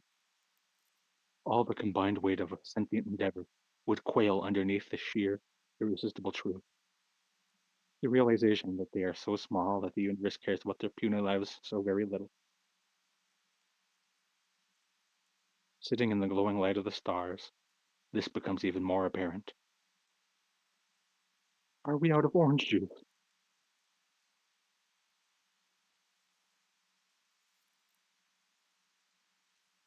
Are you talking to me? Because if you are, I would like to remind you that I hate orange juice. No, you don't. Well, I guess I never really had a strong opinion on it before, but now I can't stand it. It's all you drink. I like the pulp. It's my body, and I don't want orange juice. I hate pulp, and I didn't just make that up to spite you. Who wants strings in their juice? I do. Ugh. I realize that Jade's situation is less than ideal from a characterization perspective, but I still politely point out that nobody likes a whiner. Fuck you, rude calliope inside my head. From a characterization standpoint, I think you are pedantic, annoying, and just a huge general drag to be around. Why don't you try being possessed by the spirit of some other version of a good friend of yours and float around a spaceship full of people you love, unable to affect anything or say hello to anyone, then tell me about whiners. I killed my brother. Sounds like a you problem. I suggest to the witch that I have spent untold eons in the void between universes, waiting for the moment that would be needed to prevent dissipation of reality as we know it. Her appeals to emotion will not help her. I will remain unmoved. Well, I had to watch my boyfriend and my brother die in front of me on a tiny scale version of a world I shrunk for them, and then spend the next 3 years talking to myself, racked with guilt that I'd killed them. You're good. You're good. I reminded the witch that my time was in the void, which is far darker and lonelier than a ship full of lizards. I add that it was also eons, a length of time that is, traditionally, far longer than 3 years. I ask her to excuse my pettiness in pointing it out. You're a member of a species designed for long periods of isolation. I'm a human! Or, at least, I started out that way. Even if I had the powers of a first guardian, my brain still worked in modules of human pattern recognition. 3 years is a long time for a human teenager. I don't care how many of her molecules are made of a goth. I point out that this back and forth is becoming childish. Oh my god, stop narrating. Who are you even talking to? The audience, of course. Audience? Ah, this is so annoying. I can't tell if you're being serious. Your voice is impossible to read, and I can't see your face. Oh, well, thanks. That's better. Of course.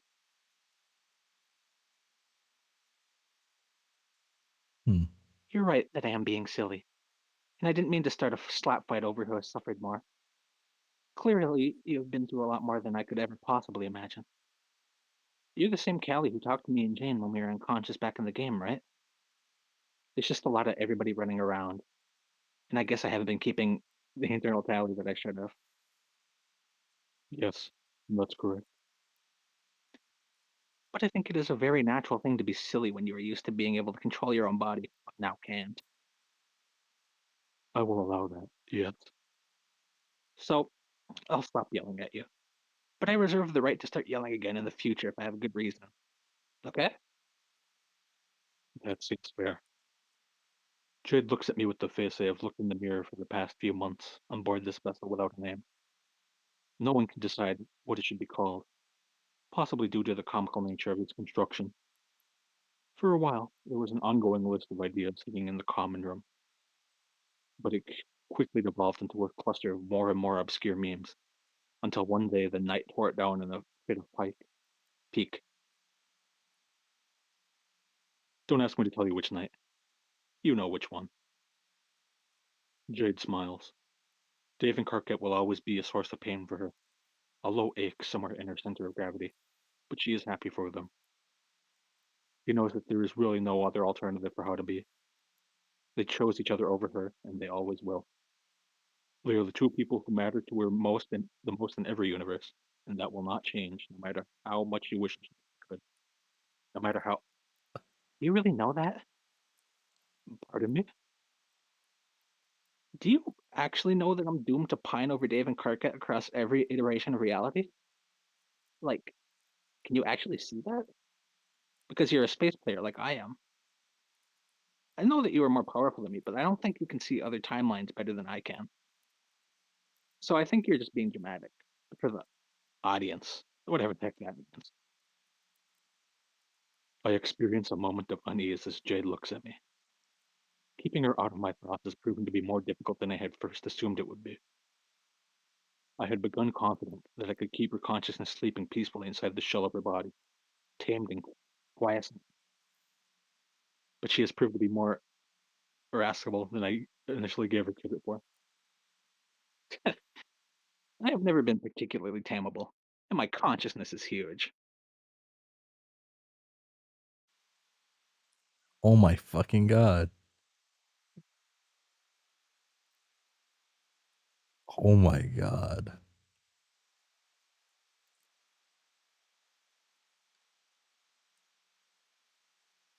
So like, when does she have her kid with with Rose? No. No, no. Oh my. Why does it only happen one panel? So, I feel like slightly annoyed that this only happens for one set. It doesn't go back and forth with some zoom ins. Like, why not? Why not? It's like a Like, parallel to Caliborn and John. yeah, mimic the siblings. Like, you know, like, come on, it'd be so good. Make this recur like 3 times. That'd be so fucking good. You know, like, God. Oh, yes. Alternate Calliope isn't horny. Yes, yes. Which makes me hopeful for Caliborn to somehow make a return.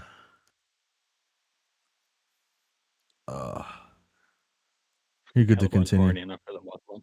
Oh, okay. Yeah, well, because like what happened earlier, like a little bit ago, years ago, even now. I guess like I guess I don't know.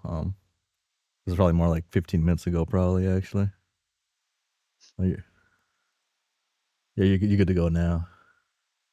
All right. You are a pretty tough crowd, Evil Callie. But yes, I can hear most of what you're thinking to yourself. It took a little while to separate it from my own thoughts, just like it did with Dirk. Because that's what he was doing the whole time, wasn't it? Controlling our thoughts. Making us believe things we never would. Things he thought we should believe. Ah, and here we are. I had been wondering when we would get to the prince. And Jade's knowledge of the chaos he has brought within this timeline. And who knows how many others. You assume she realizes exactly how many resources the prince put into keeping her still in asleep, firmly out of the game, so as to prevent me granting access to the universe in order to fail his campaign of endless hubris. Jade knows all of this. I don't have to tell her. She is a very bright girl, and even if she didn't have partial access to my thoughts, she is good at compiling data and using it to fill in gaps. As she herself had rather licentiously mentioned, her brain is quite large.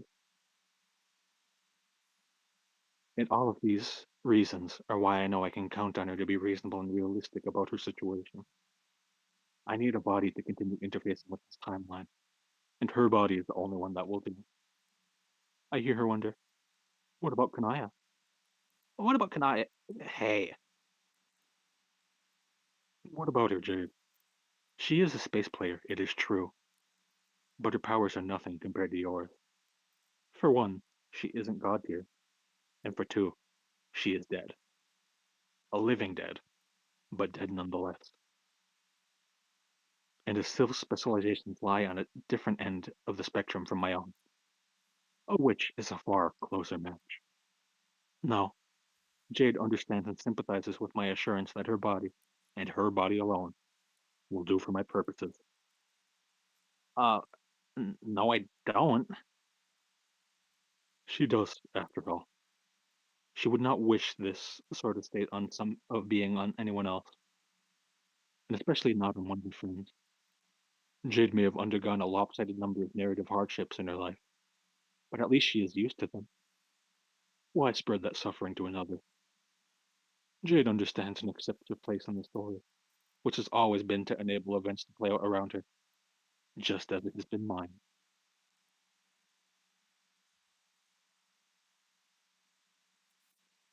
Because what is a story, truly? Nothing but a series of misadventures and connections, action spurring reactions, tumbling into one another, over and over and over. With so many competing interests, clearly the story cannot account for all perspectives, for all threads. It would be laughable, childish, even selfish to demand that they do. In other words, not everyone will achieve a happy ending. This is a truth that Jade had come to grips with long ago. Wait, stop. Why are you saying all of this? Jade's body is my vessel, and it is through the realization that she will understand her true role in the story, her true relevance. If I released my hold on her consciousness, there would be no guarantee that I would be allowed in again. Therefore, I cannot permit her the control of herself that she so desperately craves, and she understands that. Wait, so you could give me my body back and then just hop back in when you need to? In theory, yes. Then what the hell, Callie? Because I don't trust her to cooperate when the time comes. Why not? I thought you said I was a reasonable girl with a huge brain. You are, to an extent. She is. But the truth of the matter remains that humans are capricious and emotional. And even Jade herself can admit that she hasn't been the most committed example of her species in the last few years.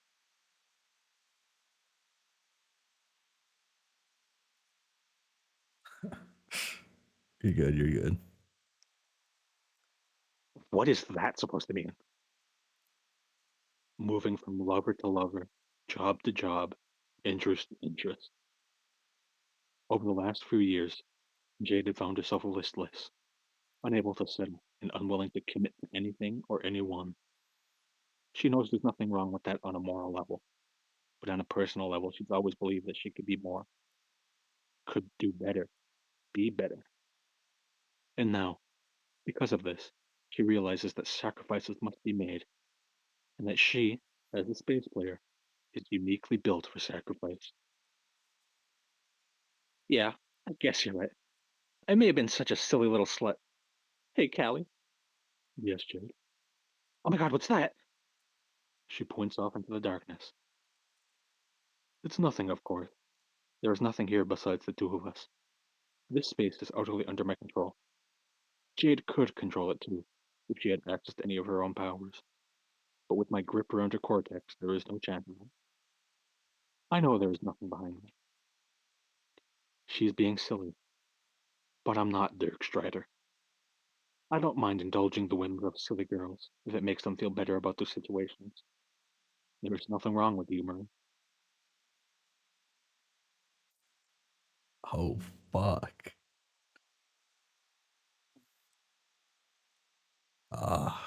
Wow. Homestuck 2. Oh, I guess Beyond Canon. Made me like Jade way more than normal Homestuck already. Yeah. Alright, ready? Yeah. Yeah. Okay. And here I make my first mistake. Up until this point, I have counted on my superior narrative power and class strength to keep her under control. But bringing her into a place where we can both physically manifest has left me foolishly vulnerable. When you are dealing with an epically powerful space player and a former borderline omnipotent being, you forget that even with her powers stripped, she is still quite a formidable physical force.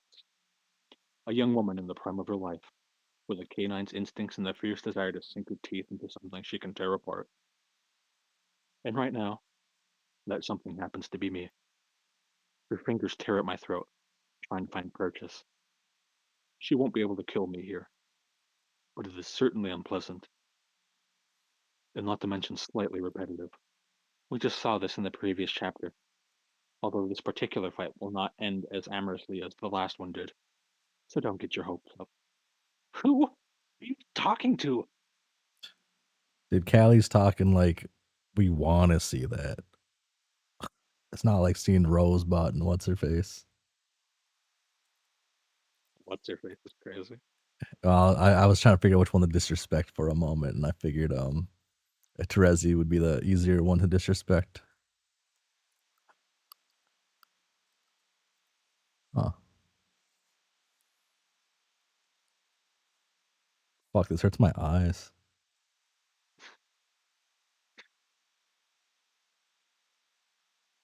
Oh?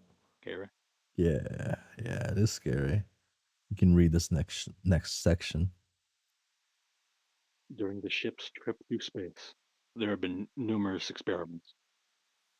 Modifications to the nutrition output of the various machines designed to create sustenance for the various species on board. I myself have been content with orange juice and synthetic proteins, but Dave and Roxy have both expressed longing for various earth snacks, and so the trials and errors began. Suicide threat. The results were mixed. As Roxy told us in a previous chapter, alchemized food all sort of tastes the same, although the visuals really help to bring about the flavor. And at the end of the day, isn't it the journey that is more important than the destination? The stories you tell as you create the strangely flavored nutritional paste? Huh?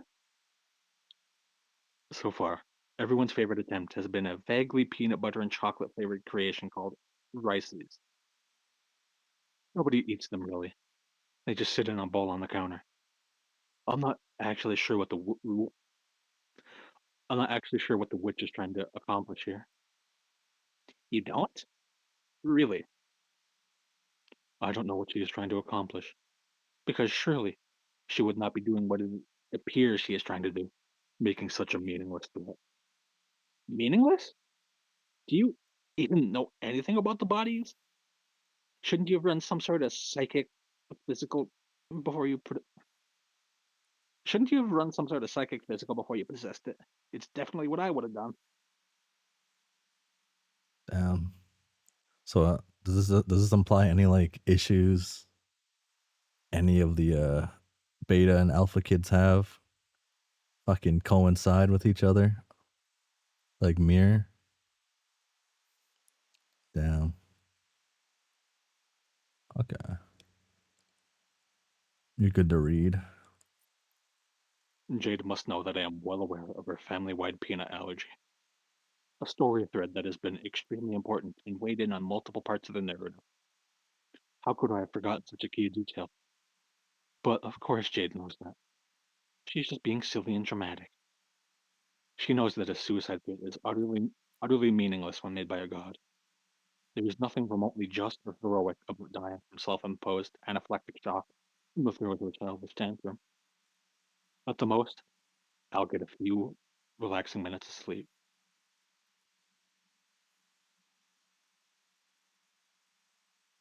You're good. Scared. Do you really want to risk it? What are you talking about, Jade? I just said, I don't know, Callie. I've never really understood the rules that govern the death of a god tier. Have you? It seems pretty arbitrary from where I'm standing. Who makes the decision whether or not something is heroic or just? That's unclear, but it certainly isn't you. Right, of course not. Are you so confident that you're a good guy? Are you sure that the Alpha Timeline wants you to be here? What? You've done some stuff, Callie. I'm only saying you shouldn't be so quick to assume that me killing you wouldn't be just, and that taking my life to do it wouldn't be heroic.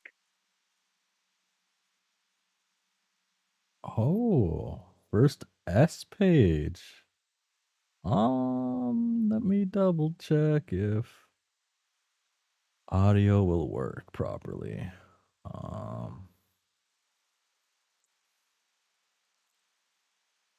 Guess I'll find out, but okay. Like high key, like Jade, way cooler in Beyond Canon so far than like 90% of Homestuck.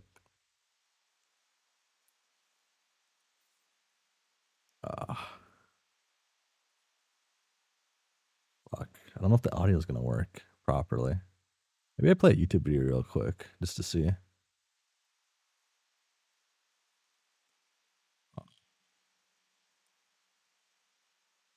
Well, that's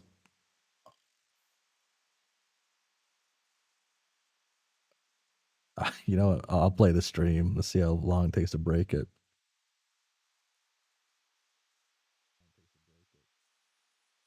Uh,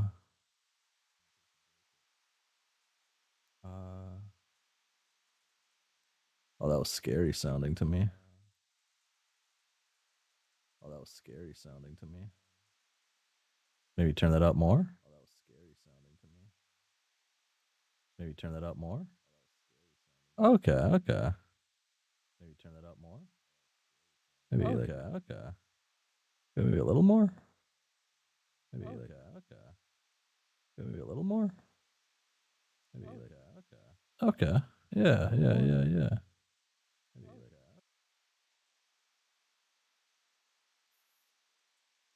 Okay.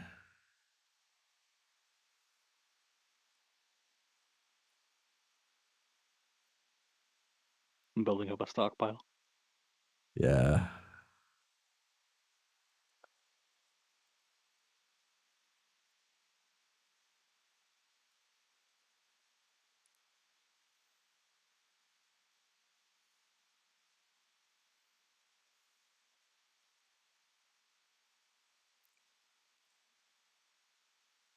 I'm liking this Callie and Jade like duo so far.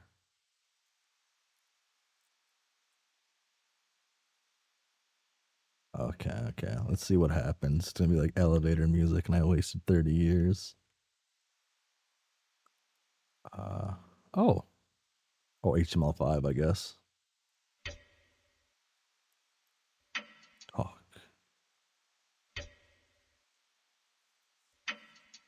she fucking do it.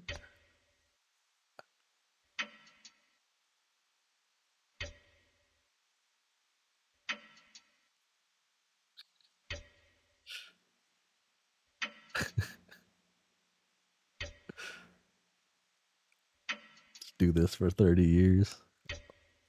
Inspect. Can you learn anything from it? No. I mean, you spent fucking 30 years on the Zilly Santa. Well, that one had substance to it as it was like going on though. Shit was happening, right? Like we had full nose coverage of the screen, man. Full nose coverage. I assume not many people do that, you know? True. I kind of like how this sounds when it's like almost a sort of like a little like jazz beat or something.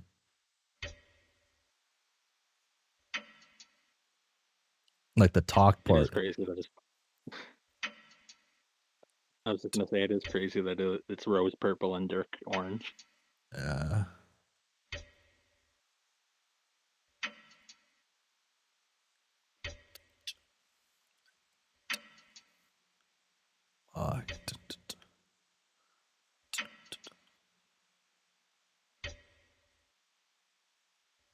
This is a good sound. I like how this sounds. You know what? I thought I was gonna be upset because I assumed it was gonna be like I kind of thought it might be some bullshit, but I'm okay with this. Okay.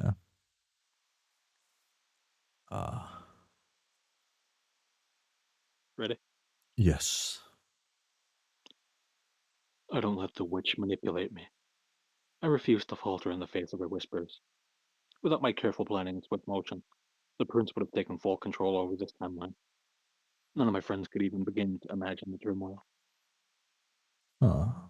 Wait a second. Oh wait, no, I want to open the map.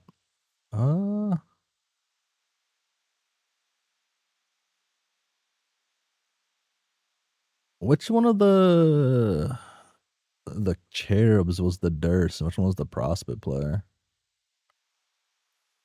Callie was Prospect. Okay.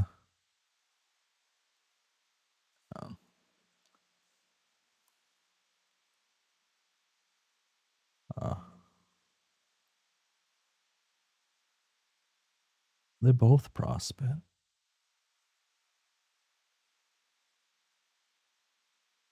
Okay, you're good.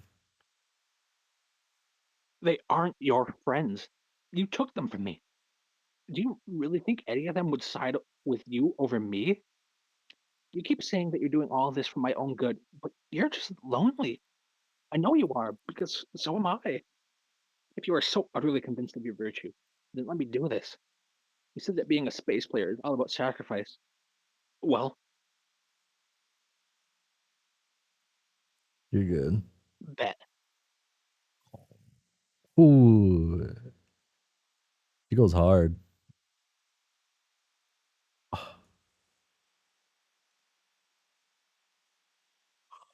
Fucking folded. Folded. Damn. Damn.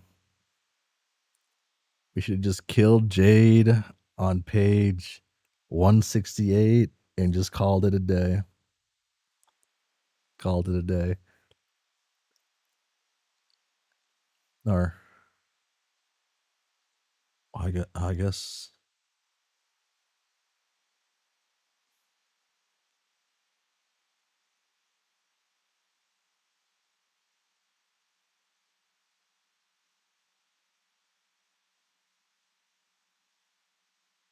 fuck, what happened in Candy again? Like with the Jade.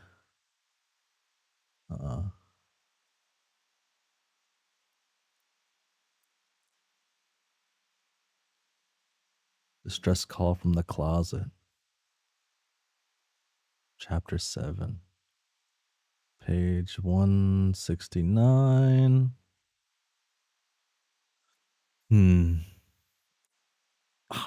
feels like it makes sense to stop here, but it feels like the next chapter is gonna be extra short. But maybe I'm just crazy because I want to read more.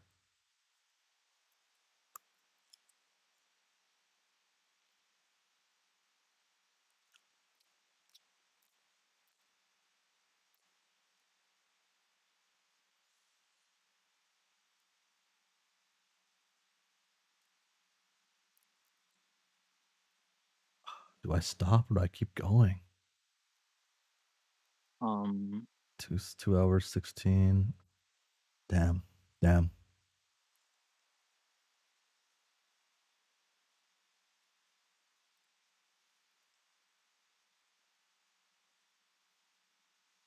I should probably stop. Damn.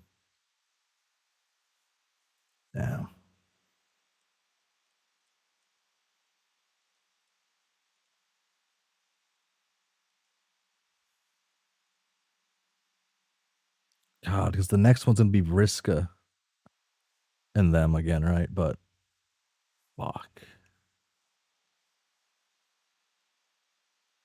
Okay. Right, it has to be them because it's called distress call from the closet. They're in the closet. I guess could also maybe be.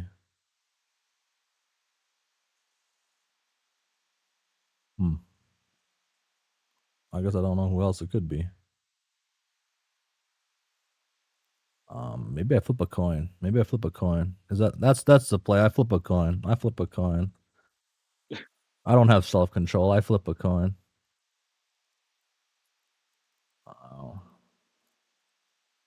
What color? Yeah, we'll do this color. Heads or tails? Heads. Hey, we keep going. We keep going for at least one more chapter.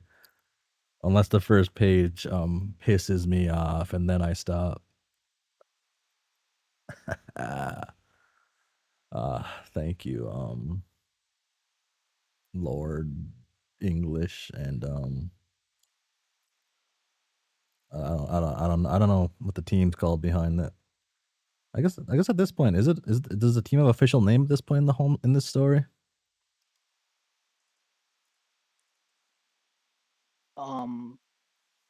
I don't know.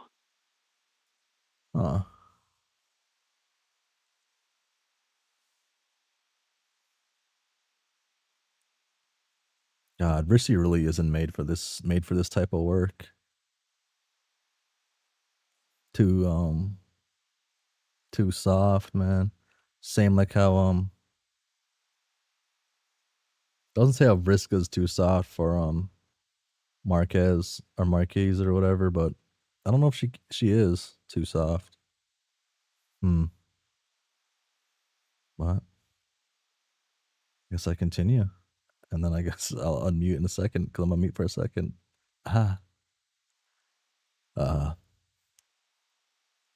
The mood at the scene of the crime is mixed. All three of them would label the main emotion as extreme tension. But that is a concept that means vastly different things to each of them. Vriska, thriving on it, has not felt so decadently alive in a very long time. Tavros has never in his tragic existence felt so close to death, which is surprising to him. Brissy is trying her best not to grapple with any cosmic truths at the moment, since she's getting a phone call in the middle of hiding for her life. She grumbles at herself a bit before answering. Ugh. Really? Really? Harry Anderson? A phone call? Asshole's lucky I keep my shit on silent. Hey, Chris, what the fuck? Are you looking at Instagram? Because your situation? It's all over the place. Yeah, Harry, I would say we are extremely aware of the situation as it unfolded the fuck all around us. I can't believe you actually did that. Oh, can't you? Can you really not? Look, babe, I thought you were joking. Why would anyone believe you had an actual dead religious figurehead in the back of Tavros's car? He makes us scrape dirt off our shoes before we get in. As much as I'm loving watching your mates but attempt to squirm out of any responsibility for his dumb shit actions. Oh, fuck, man. Thank you, thank you. I hate reading like the names. I like seeing the colors, and this is hurting me. Uh, hmm. Okay. Uh, uh, hmm. As much as I'm loving watching your mate's Brit attempt to squirm out of any responsibility for his dumb shit actions, we should probably get to the getaway part of this backwards heist. Does he have a real plan this time, or are we just gonna try our own luck?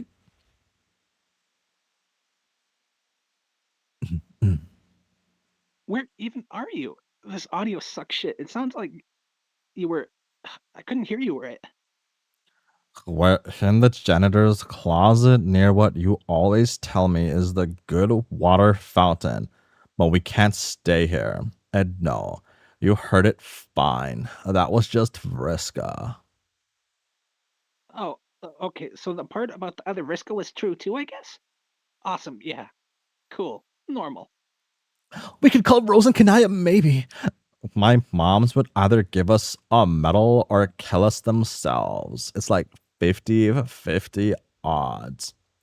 Don't love those numbers. Please, don't love those numbers, folks. Ugh. And also they might be like in the middle of important war shit. So, what? We just did some important war shit. Oh, what? We just did some important war shit. I can't keep up with all of you assholes talking at once. Can we just meet back at my mom's place? She shouldn't be at home. Fine. Okay.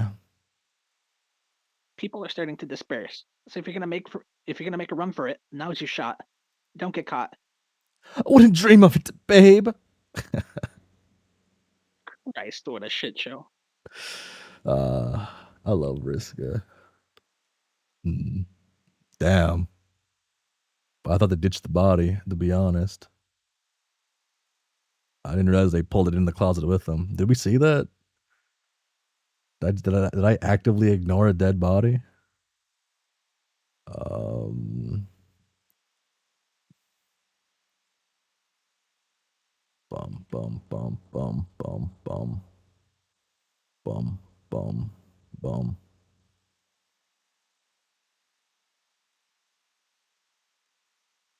How'd the fucking body?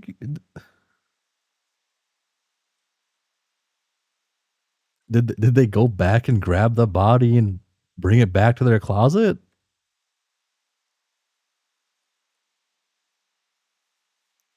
I guess it's probably explained in like the page I'm about to read, or it's just implied, I guess.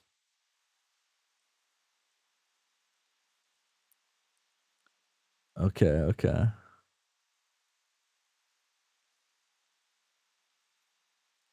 They stand up and brush themselves off. There's no time to waste.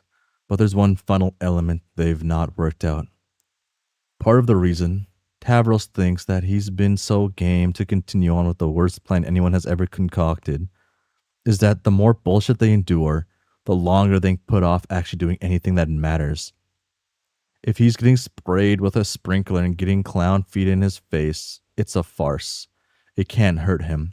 But if they get to the part where he's shoving the uncooperative weight of his uncle's corpse in an incinerator, he will stop floating in protective semi-consciousness above his body, and it will all be real. There is no time for an incinerator now, and somehow, Tavros realizes reality has caught up with them all the same. Oh, whoa. All three of them are quiet for a moment while they look down at the body. There's a soft, wet plink as a droplet from his bloodied nose hits the tile. So, what are we to do about him? I'd prefer to not drag him along any further if possible. The cat is rather out of the, bag at this point, is it not? Yeah, no real point in wasting time hiding him anywhere better than this.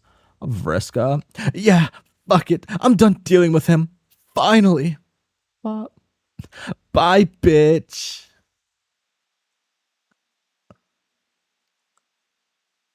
Eh. Bye, bitch. I like that.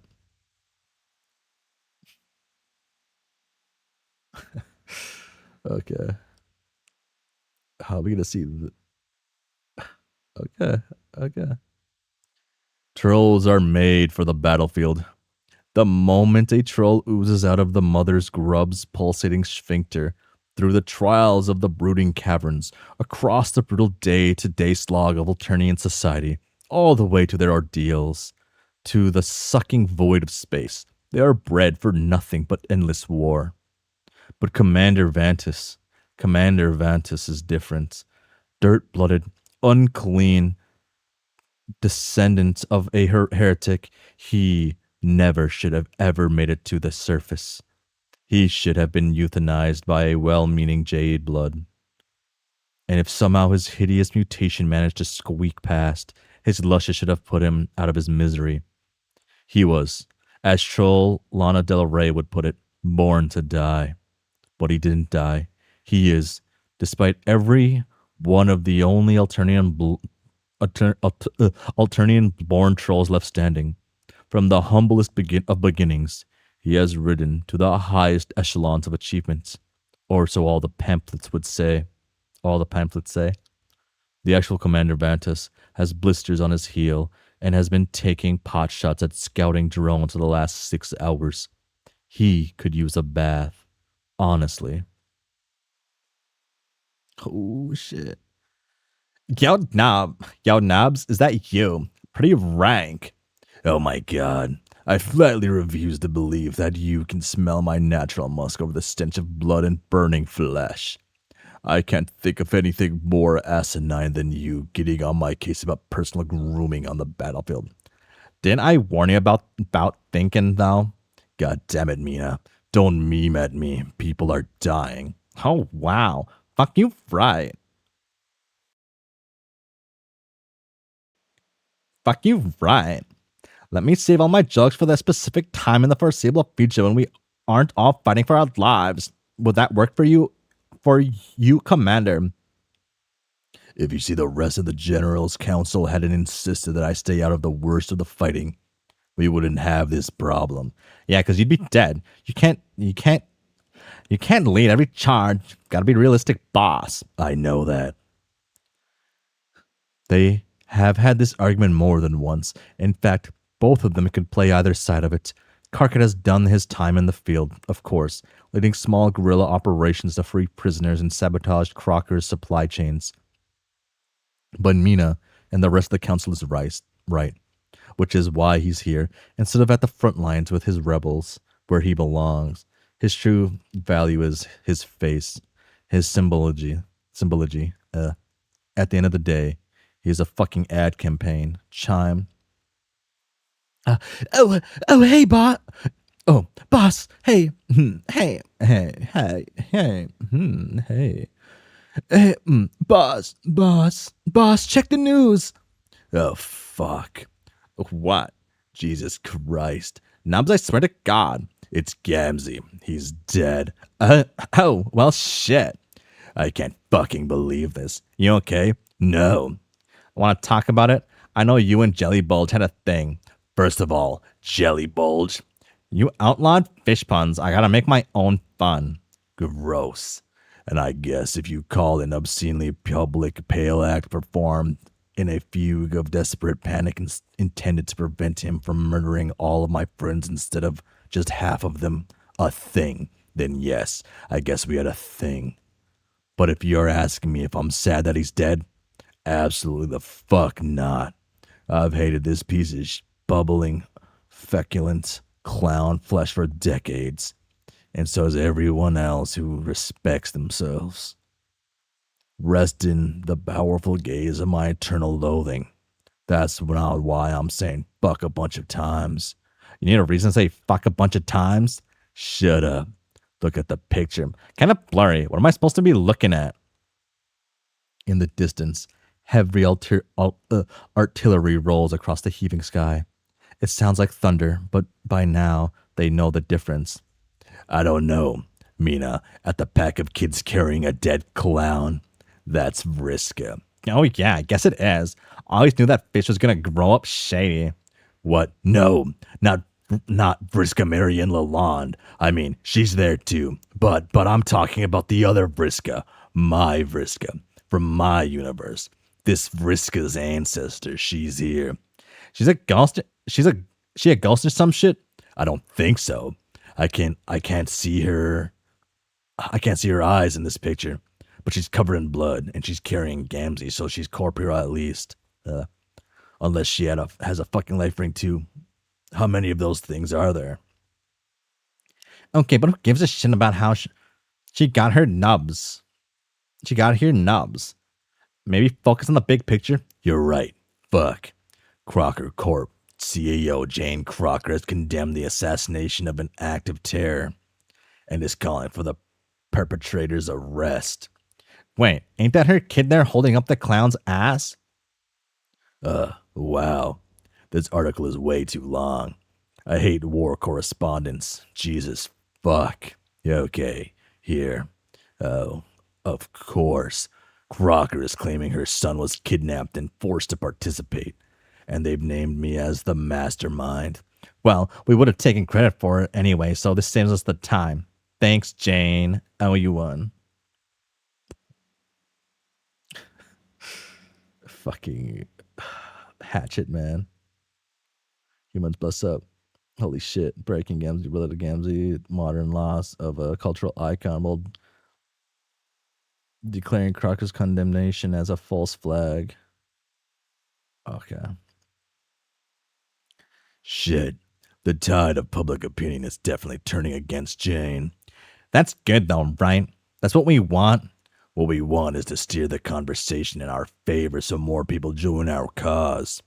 What we don't want is to give the president an excuse to enact martial law. Shit.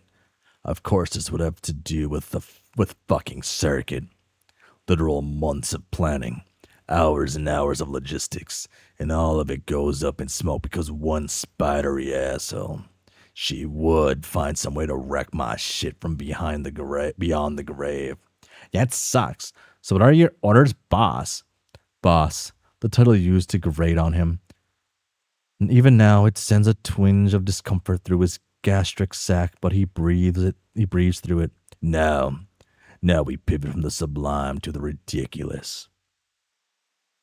I need to talk to Egbert. Oh my god.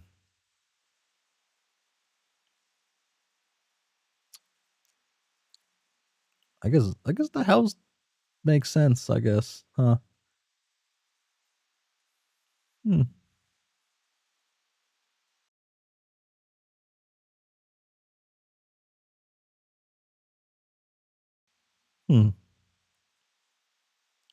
Harry Anderson has rushed home faster than ever before in his high school career. It doesn't occur to him once along the way that he could have provided a less ostentatious getaway car for his friends. It's no matter. They'll make it. He won't allow himself to internalize any other option. He is too busy with the mental gymnastics to notice his father's car parked outside. Oh, this is right. Okay. Damn. Oh, does this link to the epilogues? That's pretty good. Huh. Fuck, dude. It's the deadbeat dad, Egbert. Wow. John, Roxy, and Harry Anderson proceed to have the conversation they had before in another medium. Wow. Damn, they're rough. The three fugitives arrive and, at Brissy's direction, park in the back, unsure if it's safe to go inside. They hide in the landscaping and text their contact. Brissy is no stranger to sneaking in and out of Harry Anderson's window, but the stakes are quite a bit higher now. Damn, they be having fun. Are we good to go? Your mom's car's in the driveway. Oh my god, we're not gonna believe this, but I got home and my dad was there. What? Because of all of this? How the fuck did he find out so fast? No, apparently he was just schmoozing with my mom, if you can fucking believe it. Like, You do with your ex you haven't talked to in years, I guess? This timing is comically bad. It's maybe the funniest shit he's ever done. Anyway, he wrote me into going out for a drive, so sit tight. Are you fucking kidding me right now, Harry Anderson? I know, but no worries. I asked my mom to pick me up some snacks, so she'll leave to go to the store in a sec. Just sneak in after she leaves and hide in my room. I'll be back in a bit. They're gonna fuck shit up when they enter this house. At least I hope they do, somehow. Huh. These candy folk dress must be much better. I guess they are older. Right? Yeah. Much older. Much. Okay, she's gone. I'll take out the side window with this rock climbing and then let you two in the back door. It's go time. Love the enthusiasm, but hold on a goddamn minute. Don't need to break my boyfriend's window. I have a key, duh. You have a key to Harry Anderson's? Is now a really good time to get jealous, Tav? I'm not jealous. It's only that I'd have given you one to mine if you wanted. There's a reason we don't make out at your house, Tavros, and it's because the vibes are absolutely fucking rancid in there, thanks to your mom. Anyway, that's like 1,000 miles past the point here. Yeah, who cares? Let's move. Room, examine yourself.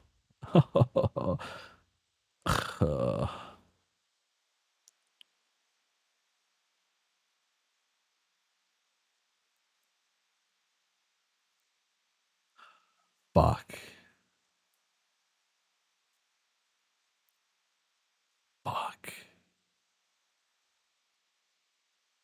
I came with like I wanted to call the room lame, but you got Les Miserables, little what's it? Pet Shop of Horror, right? Yeah, and Heathers, and AVP.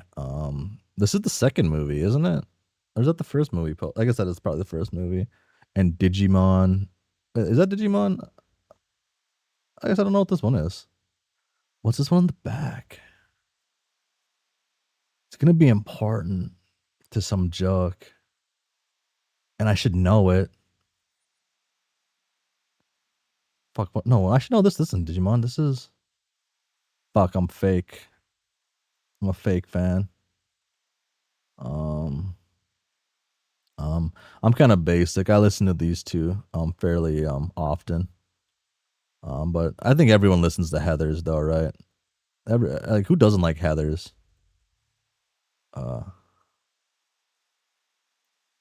Heathers is so good.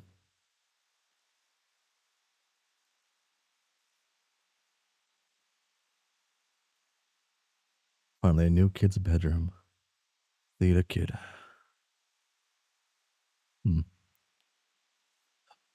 A bedroom stands empty. There is no boy standing in this bedroom, or indeed anyone else. However, if the boy whose bedroom it was were here, one might remark that his name was Harry Anderson. And fuck, one might say, does he like musical theater? He has been in his fair share of school plays, but he has lofty aspirations to star in bigger and better productions. He especially appreciates modern musical remakes of classical old Earth movies. It's a craze that not everyone is happy about, but in the absent boy they have found a devoted fan. There is also just enough overlap between his taste and his father's to allow for somewhat stilted conversational bonding from time to time. The boy who is not yet here has also been known to dabble in accessorization. He could be described as a cobbler aspirant, a neophyte milliner, or even a bit of a whiz with a needle and thread.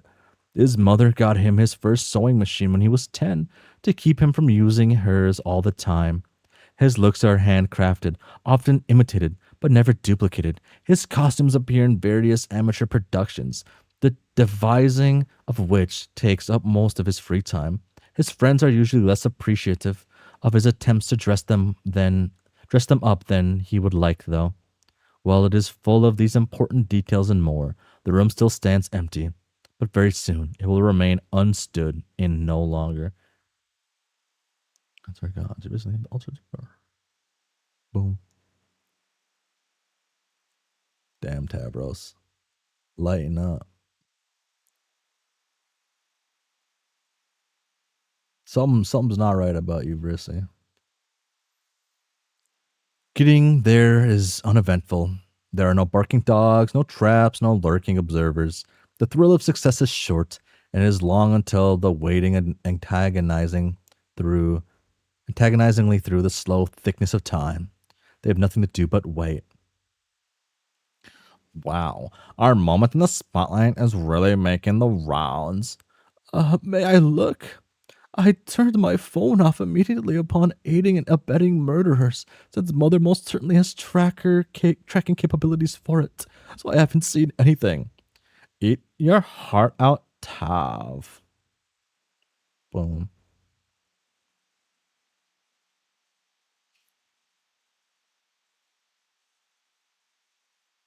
Okay. Wow, that's quite a lot of attention. It's getting a bit surreal to see my, frozen mask of horror on every news site. It's a good shot of you, though, Rissy. It really is shockingly well composed. And the filter doesn't wash me out. Not bad for a human photographer. I checked that kid's profile, and they're really pretty decent. Maybe if we all survive this, I'll look them up and see if they need new models. That's the spirit. Oh shit! I guess I didn't realize she was trying on different ones. She gonna?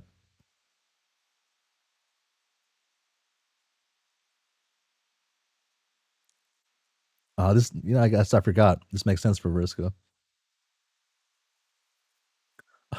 How long is this going to take? I know John is all depressed and long-winded, but surely he should have dropped his precious boy back home by now. These are crucial minutes we're wasting. Oh, is trying on all my boyfriend's assertions not passing the time well enough for you? Desperate times call for desperate measures, Brissy. And this is some dire shit. They stare each other down. Did she mean the fugitive situation, or Harry Anderson's fashion choices? Brissy feels silly wondering this, but despite the situation they're in, she can't help but feel more acutely anxious about Vriska's presence. She likes she likes her life, and she trusts her own choices. But now, looking at everything from Vriska's vantage point, it all feels silly, unimportant, childish. She can't tell if she wants Vriska to rip into Harry Anderson, or if she wants her to stay silent, to put off the moment where she has to defend him or join in.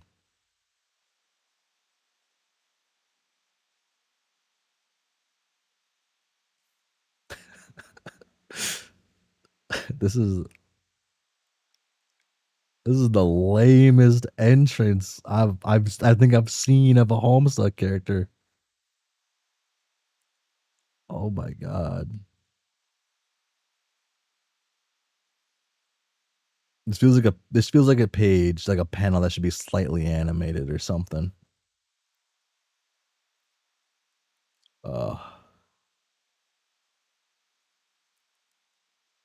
I don't know if it's a sprite model. I think it's just how they introduce him here. I mean, I think it's better than Brissy's sprite model. Pff. Not Tabros. Tabros is pretty aight. And then, Vriska's Vriska. You can't beat hers. The team ain't got no budget, if you recall correctly. If you remember correctly. Or whatever. Oh, is that the hat from I forget what it's called, I guess. Damn. I'm fake. Luckily, Harry Anderson opens a door and puts off any fraught decision making for the moment. He kisses Vrissy's temple and she leans into the warmth of him. Aren't you a sight for sore eyes? So sorry it took so long. Can't rush a heart to heart. You know how it is. You actually had a heart-to-heart with your dad. How many times did he cry? None, actually. I think he got over that when he was talking to my mom. But God, it was a mess. I had to keep talking to keep him from looking at his phone and turning on the radio. I may have told him more about my deep passions and emotions in the last hour than the whole rest of my life combined, just to keep him from hearing the fucking news. Which, by the way, is a complete clusterfuck. They're asking for tips about your location, blasting the fucking photo everywhere. All of it. Great shot of you, though, babe. And Tavi actually held his own? Absolute madman. And you, too, Vriska. Nice to meet you, by the way. I see you're enjoying my collection of scarves. Yeah. Are we all here? Are we all here and acquainted now? Great. What's next? Damn. I could care less about this John a little bit. But he's like. I guess we can talk to Deadbeat John some more. Him and Carcat's fun conversation. John Egbert has not had a day like this in a very long time. He can barely keep track of his series of epiphanies he's having.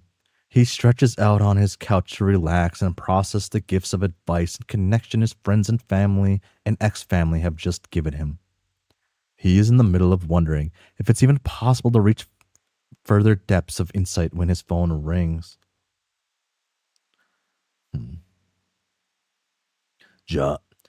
John. Hey, Carcat, great timing. So much just happened and I'm kind of reeling about it. Yeah, no shit. So's Harry Anderson safe? Huh? Yeah, I just dropped him back off at Roxy's. Why? Thank fuck. I didn't see him in the picture, but this is, and no offense, meant to be your genetics. The exact kind of bullshit I would have expected him to get himself helplessly involved in. Not sure if Vriska, Miriam Lalonde, and Tavros kid got each other into it without his deft touch. Except, of course, I do. Because fucking Vriska. None taken. What are you talking about? Vriska? Our Vriska? John. Is something going on? I just spent the afternoon with my son, and I think he would have told me if something was up with his friends. Oh, my Lucius shit. Christ, John, listen to me. Listening. Are you in front of a TV? Well, yeah, actually. John, I'm begging you to turn it on. Any fucking channel will do. Oh. Worst John pick. Worst John ever right here. John takes it in silently. The slain clown, the teen fugitives, the self-righteous political spin. God, the photo. The photo of his son's friends, actual goddamn Briska circuit, and the very clearly dead Gamzee, doused in, I guess he's fucking ecstatic about that, doused in a cascade of tepid public school fire sprinkler water, the flash from the alarms illuminating them in a holy fluorescence.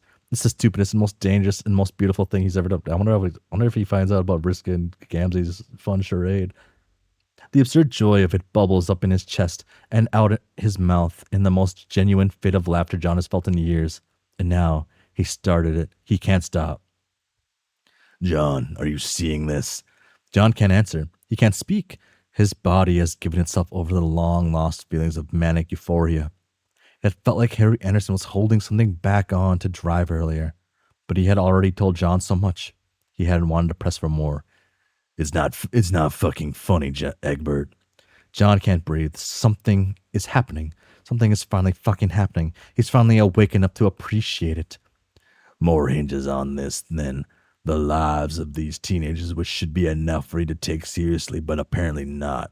John, this is a linchpin moment for the entire system. This could be how we lose, John. That is the genuine smile of a 30-year-old man. John wheezes himself into relative calm. He has to get Carcat to understand. He clears his throat and breathes. Carcat, this could be how we win. I know what we need to do. A daughter astray. Okay, now this is where I need to stop. Okay.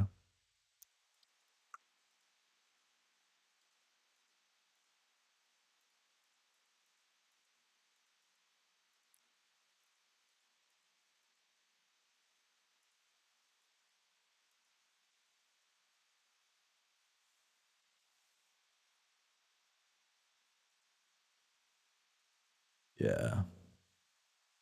God. Okay.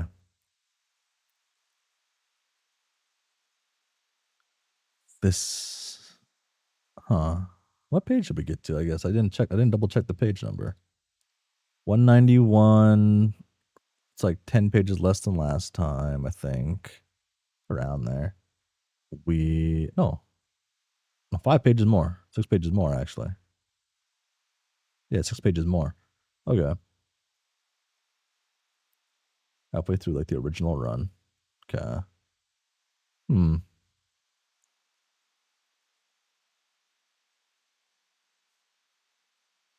Wonder how fast things are gonna build up. So I assume all the characters are probably gonna meet at some point, or at least some way. Or maybe not. Maybe just Vriska becomes a connecting piece. Hmm.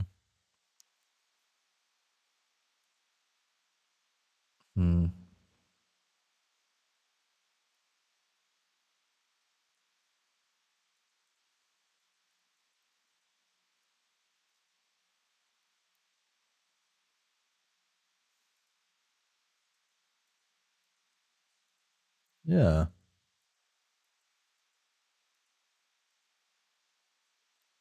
I like how I'm liking what they did with all the characters so far, at least the team. So hello. The heck is this? Oh, I just realized that you had the I guess I'm an hour late looking at that the Q&A section. Damn. Okay, let me remove the TV from here.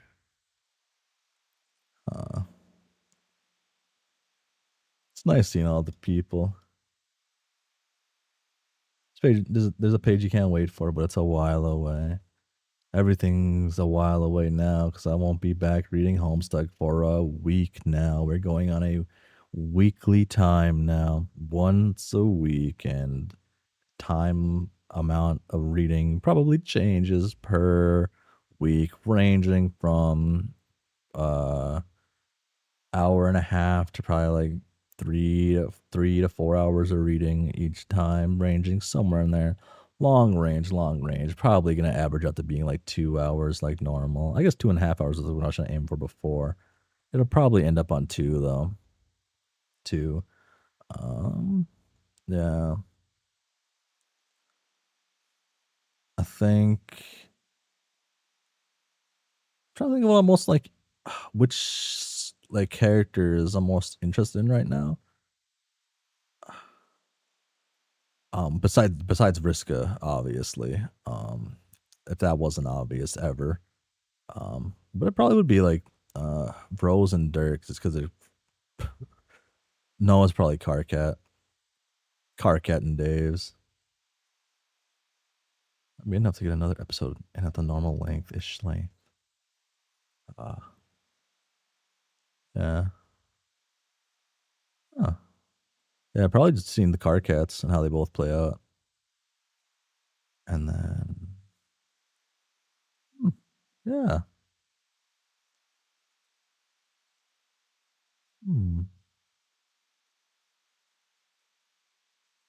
924. Okay. I'm not.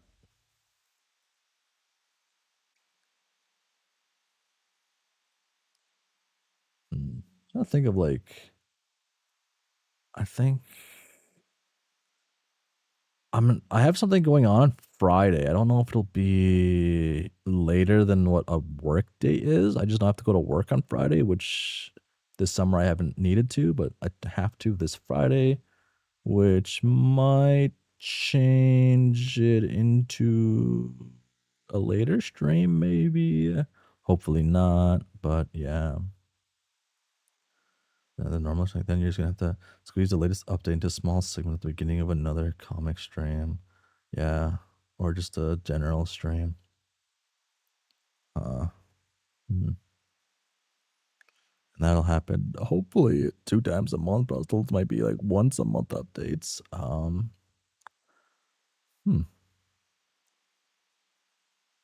At least hopefully I bet as soon as I catch up to like Homestuck, that's when Hunter x Hunter goes back on hiatus too.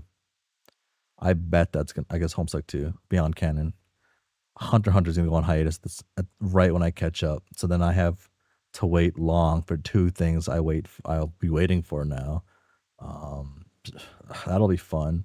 And then I guess Hive Swap Act 3. They shoot for 2 updates a month. Okay, not terrible. I mean, that's pretty good.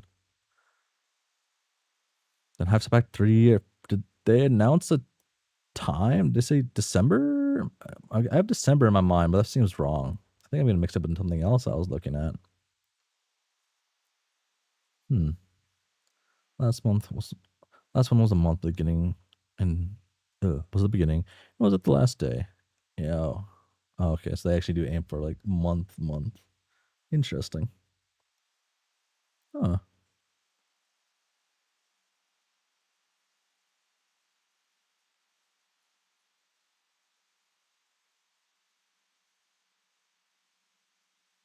I wonder if they're gonna introduce all the kids' rooms if they're gonna bother to do that. Like Homestuck tradition, I guess. So they're gonna have to. Imagine meeting a kid in Homestuck and not seeing their room. I couldn't. If they announce a hot update, you're not aware of it. Oh, okay, they probably haven't then. Oh. Briscoe's room is just gonna have like an MCR poster on it or something. Tavros's room is gonna be the most bland rich kid room ever made, probably. Or have weird clown decorations and then something under the bed. Oh. Okay.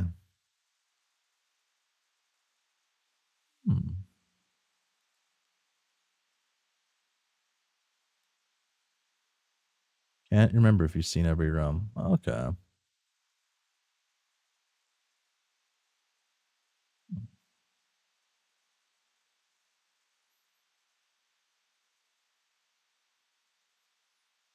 Trying to think. So I'll be back Friday. And then Sunday I'll be back. I guess I don't know what I'll do on Sunday. I probably have this written down somewhere. I guess I was gonna say I didn't think about this through, but I did think this through at one point. I have things written down. I didn't look at them. That's why I write things down here. I'll probably check out Undertale again. That's probably the plan on Sunday. Check out Undertale. I guess I don't know what time though. Probably depend on how long the World Cup goes on for. The World Cup final will have a halftime show involving like 1, 2, 3, 4, 5, 6, 7 artists or something like that. Like a gajillion people.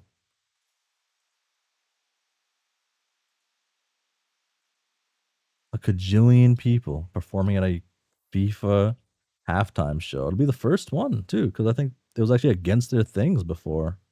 Like actually against what they had written.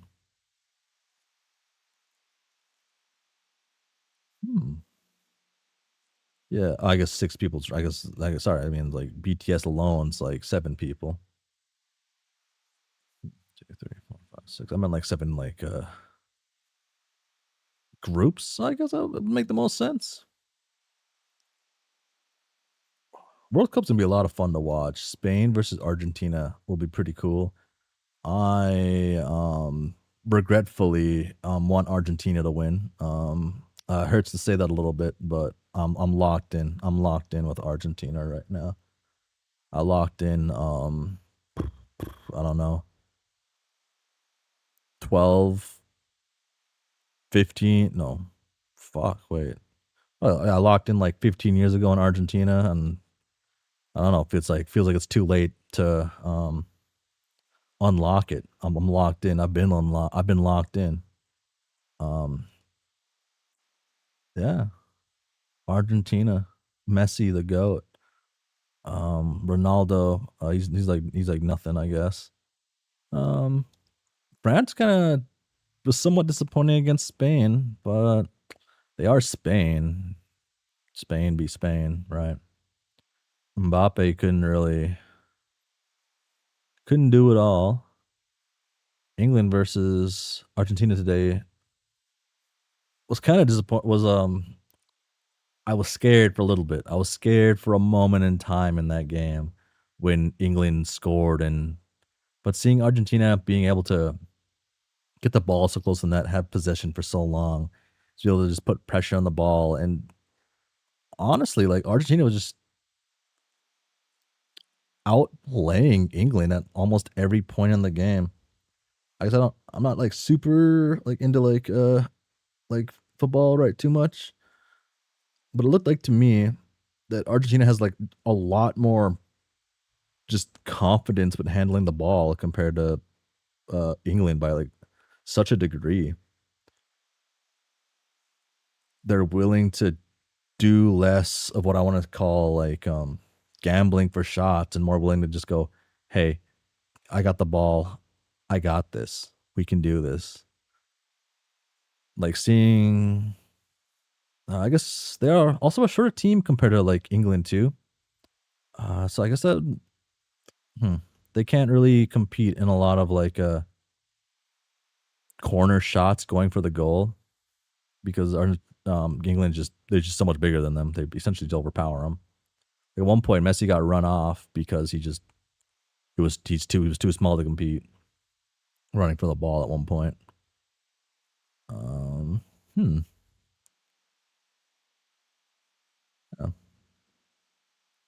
They just like fucking seems like they just outplay. They're just better.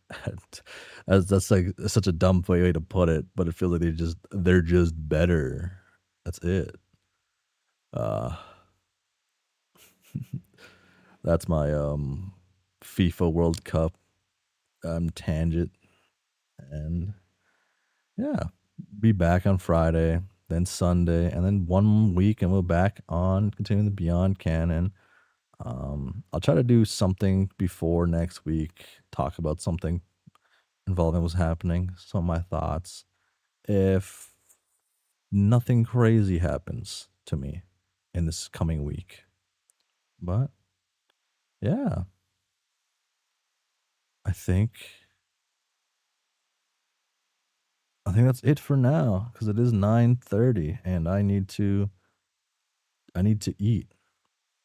I need to eat. I need to cook something, and apparently the US right now has a fresh produce contamination issue, so I guess I'm eating protein and oh wait, I got frozen vegetables. Never mind. I'm good. Actually. I'm eating an actual full meal. Dun, dun, dun. There we go. Okay.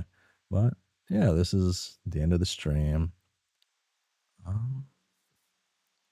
But I don't really got much to say right now, so for realsies, thanks for hanging out. Thanks for being here. Thanks for seeing me struggle maybe a little more than normal reading Homestuck media, but yeah. Bye.